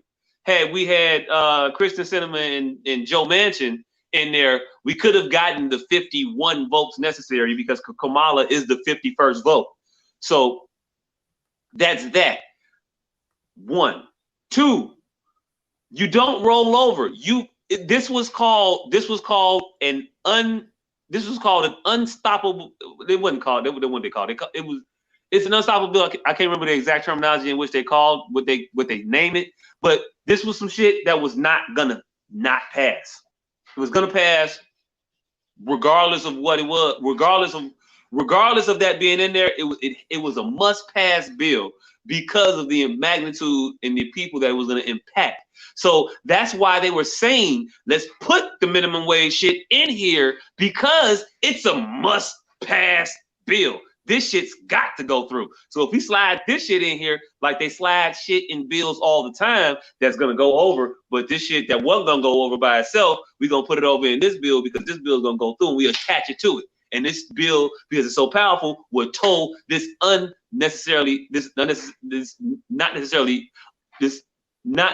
unpopular shit. It'll pull it through because this bill it just has to go through. So it's going to go through, and whatever we attach to it is going to pass as well because this bill has to go through. COVID relief has to happen, and Manchin is not going to. Hey, look, call this bluff. I want you to veto this bill. I want you to say no to COVID relief to the motherfuckers in what the fuck is he from? Arkansas or fucking Kentucky? No, he's from Appalachian somewhere. Is it Kentucky? Where's Joe Manchin from? I don't know. Joe. Somewhere south and east. Joe Manchin.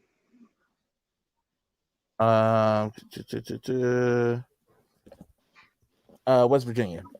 West Virginia. Okay, yeah. West Virginia.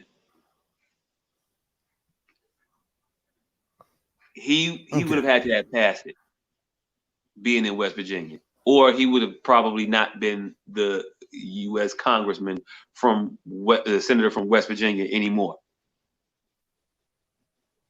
Okay. Simple and plain. And if he votes against it and it don't pass, let him stand out there on that shit when it's kind of for him to be reelected. Primary the fuck out that nigga. Primary the fuck out that motherfucker. Make him vote that shit down. Force it. Okay. Do what you do. Stand up for shit. Now let's get to all the things that you got wrong. right, so yes, the Senate parliamentarian did say that that was not allowed into the bill because it doesn't fall under the budget reconciliation process. She said that. That's an opinion, not a fact, but okay. No, that is literally the fact. That was her ruling, which is her No, rule. that's that. But her ruling is an opinion. Her ruling isn't fact. They can replace her and put another bitch in her position that'll get these shoes wore. Okay, she's the one Literally. who makes the decision on that, right? No. All right. She serves at the pleasure. She's not an elected official. They put her there to suggest shit. They put her in a position to be an advisor and to say advisory shit. But if you're not advising me towards the shit that I want you to advise, like when the Republicans removed the parliamentarian, when the parliamentarian didn't go along with them, where they threatened to remove the motherfucker, and the motherfucker just bit, I think. Nah. They removed the parliamentarian.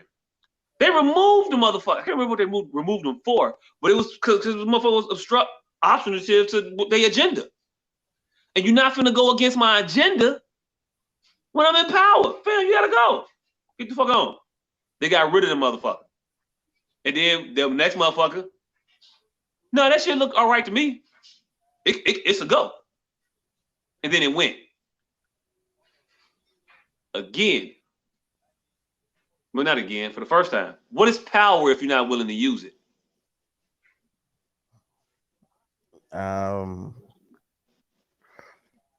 Yeah, nah. There's levels to this shit.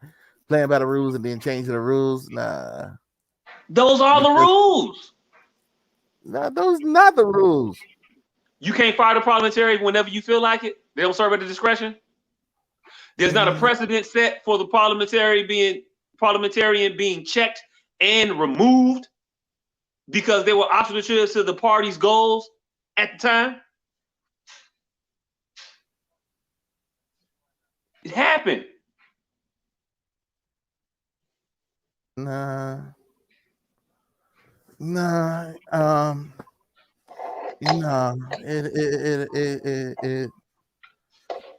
No, that's not how it goes. The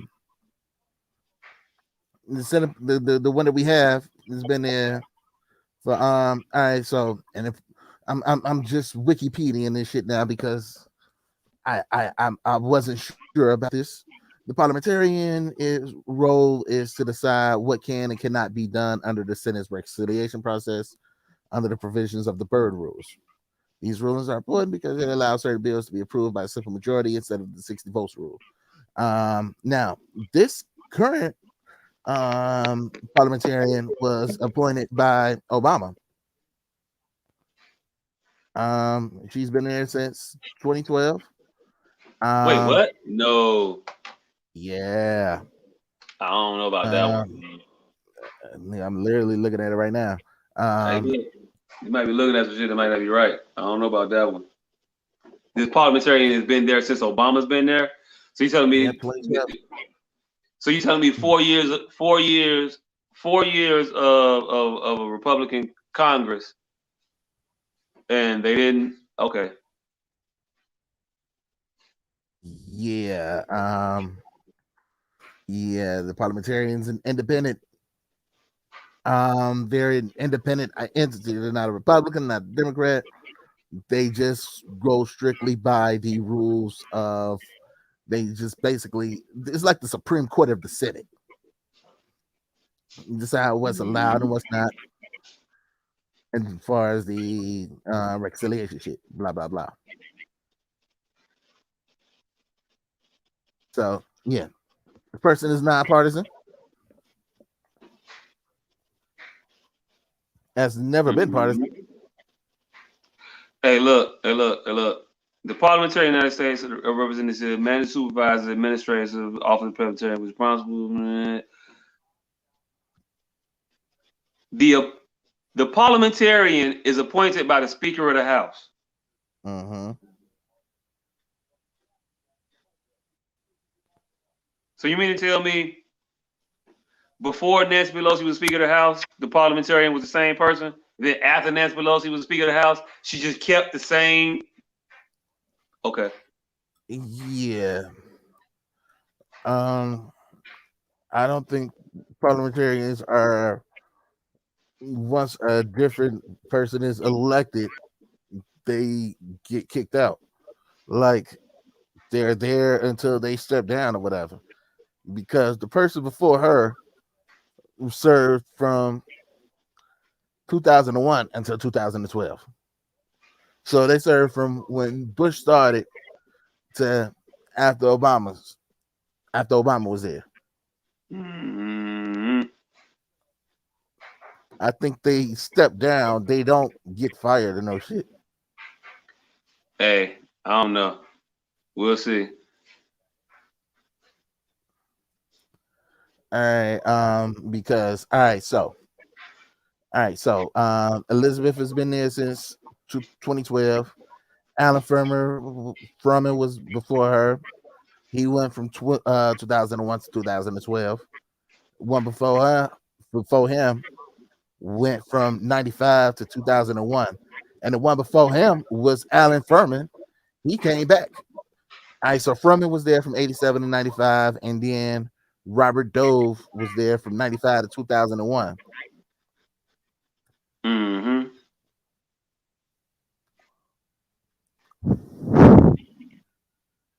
Mm-hmm. They there and they serve at the pleasure of who? Who? Yeah, it's an appointed position. Hey, look, it's an appointed position, correct? Yeah. All right. If the motherfucker don't do what you want them to do, you can appoint somebody else, right? They serve at the pleasure of the majority leader.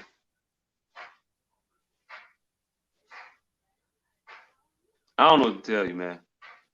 I don't know what to tell you. This shit just sounds like motherfuckers is making up bullshit.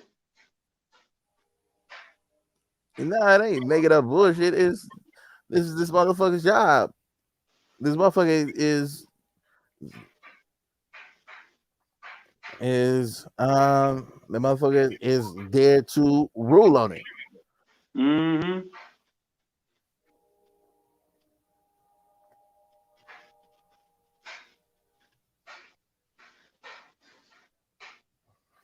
So yeah, it's not like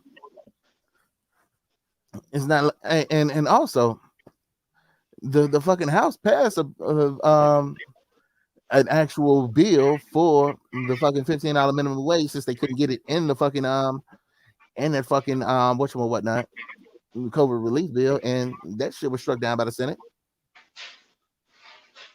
Mm-hmm.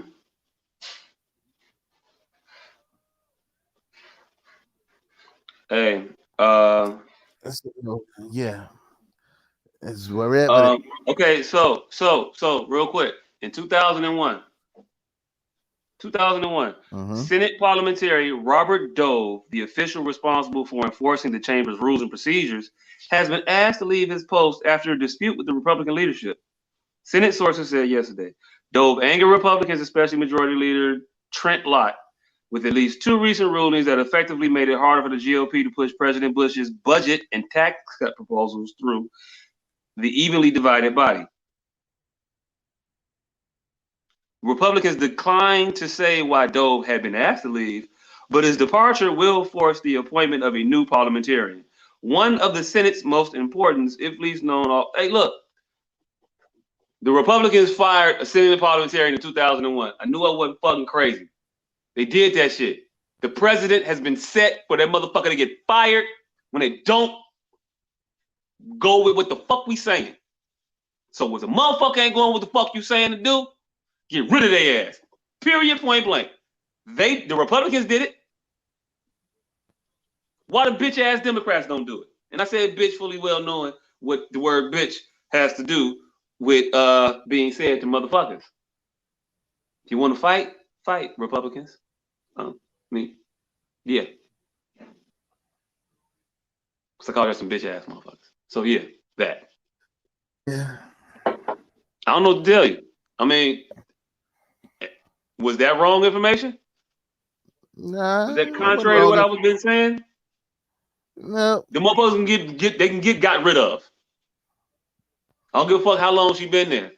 She probably didn't say shit. She probably was like, okay, them motherfuckers ready, so I ain't gonna do shit. I ain't gonna say no to nothing else. Whatever.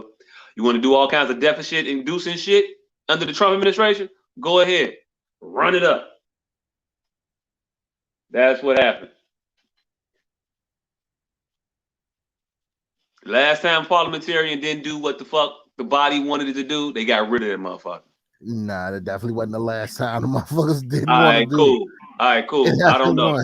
Hey, look, maybe it wasn't the last time, but I know this one time the motherfucker didn't do what they wanted him to do, and they got rid of his ass.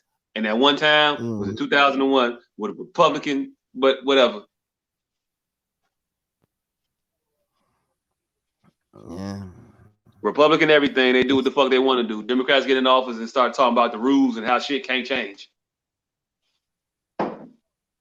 We could not do that. Oh my God, that would be so improper. That's irregular. It's highly inappropriate. They don't give a fuck about that shit. Nobody else give a fuck about the appropriateness of nothing else but you motherfuckers. Everybody else do what the fuck they want to do but y'all.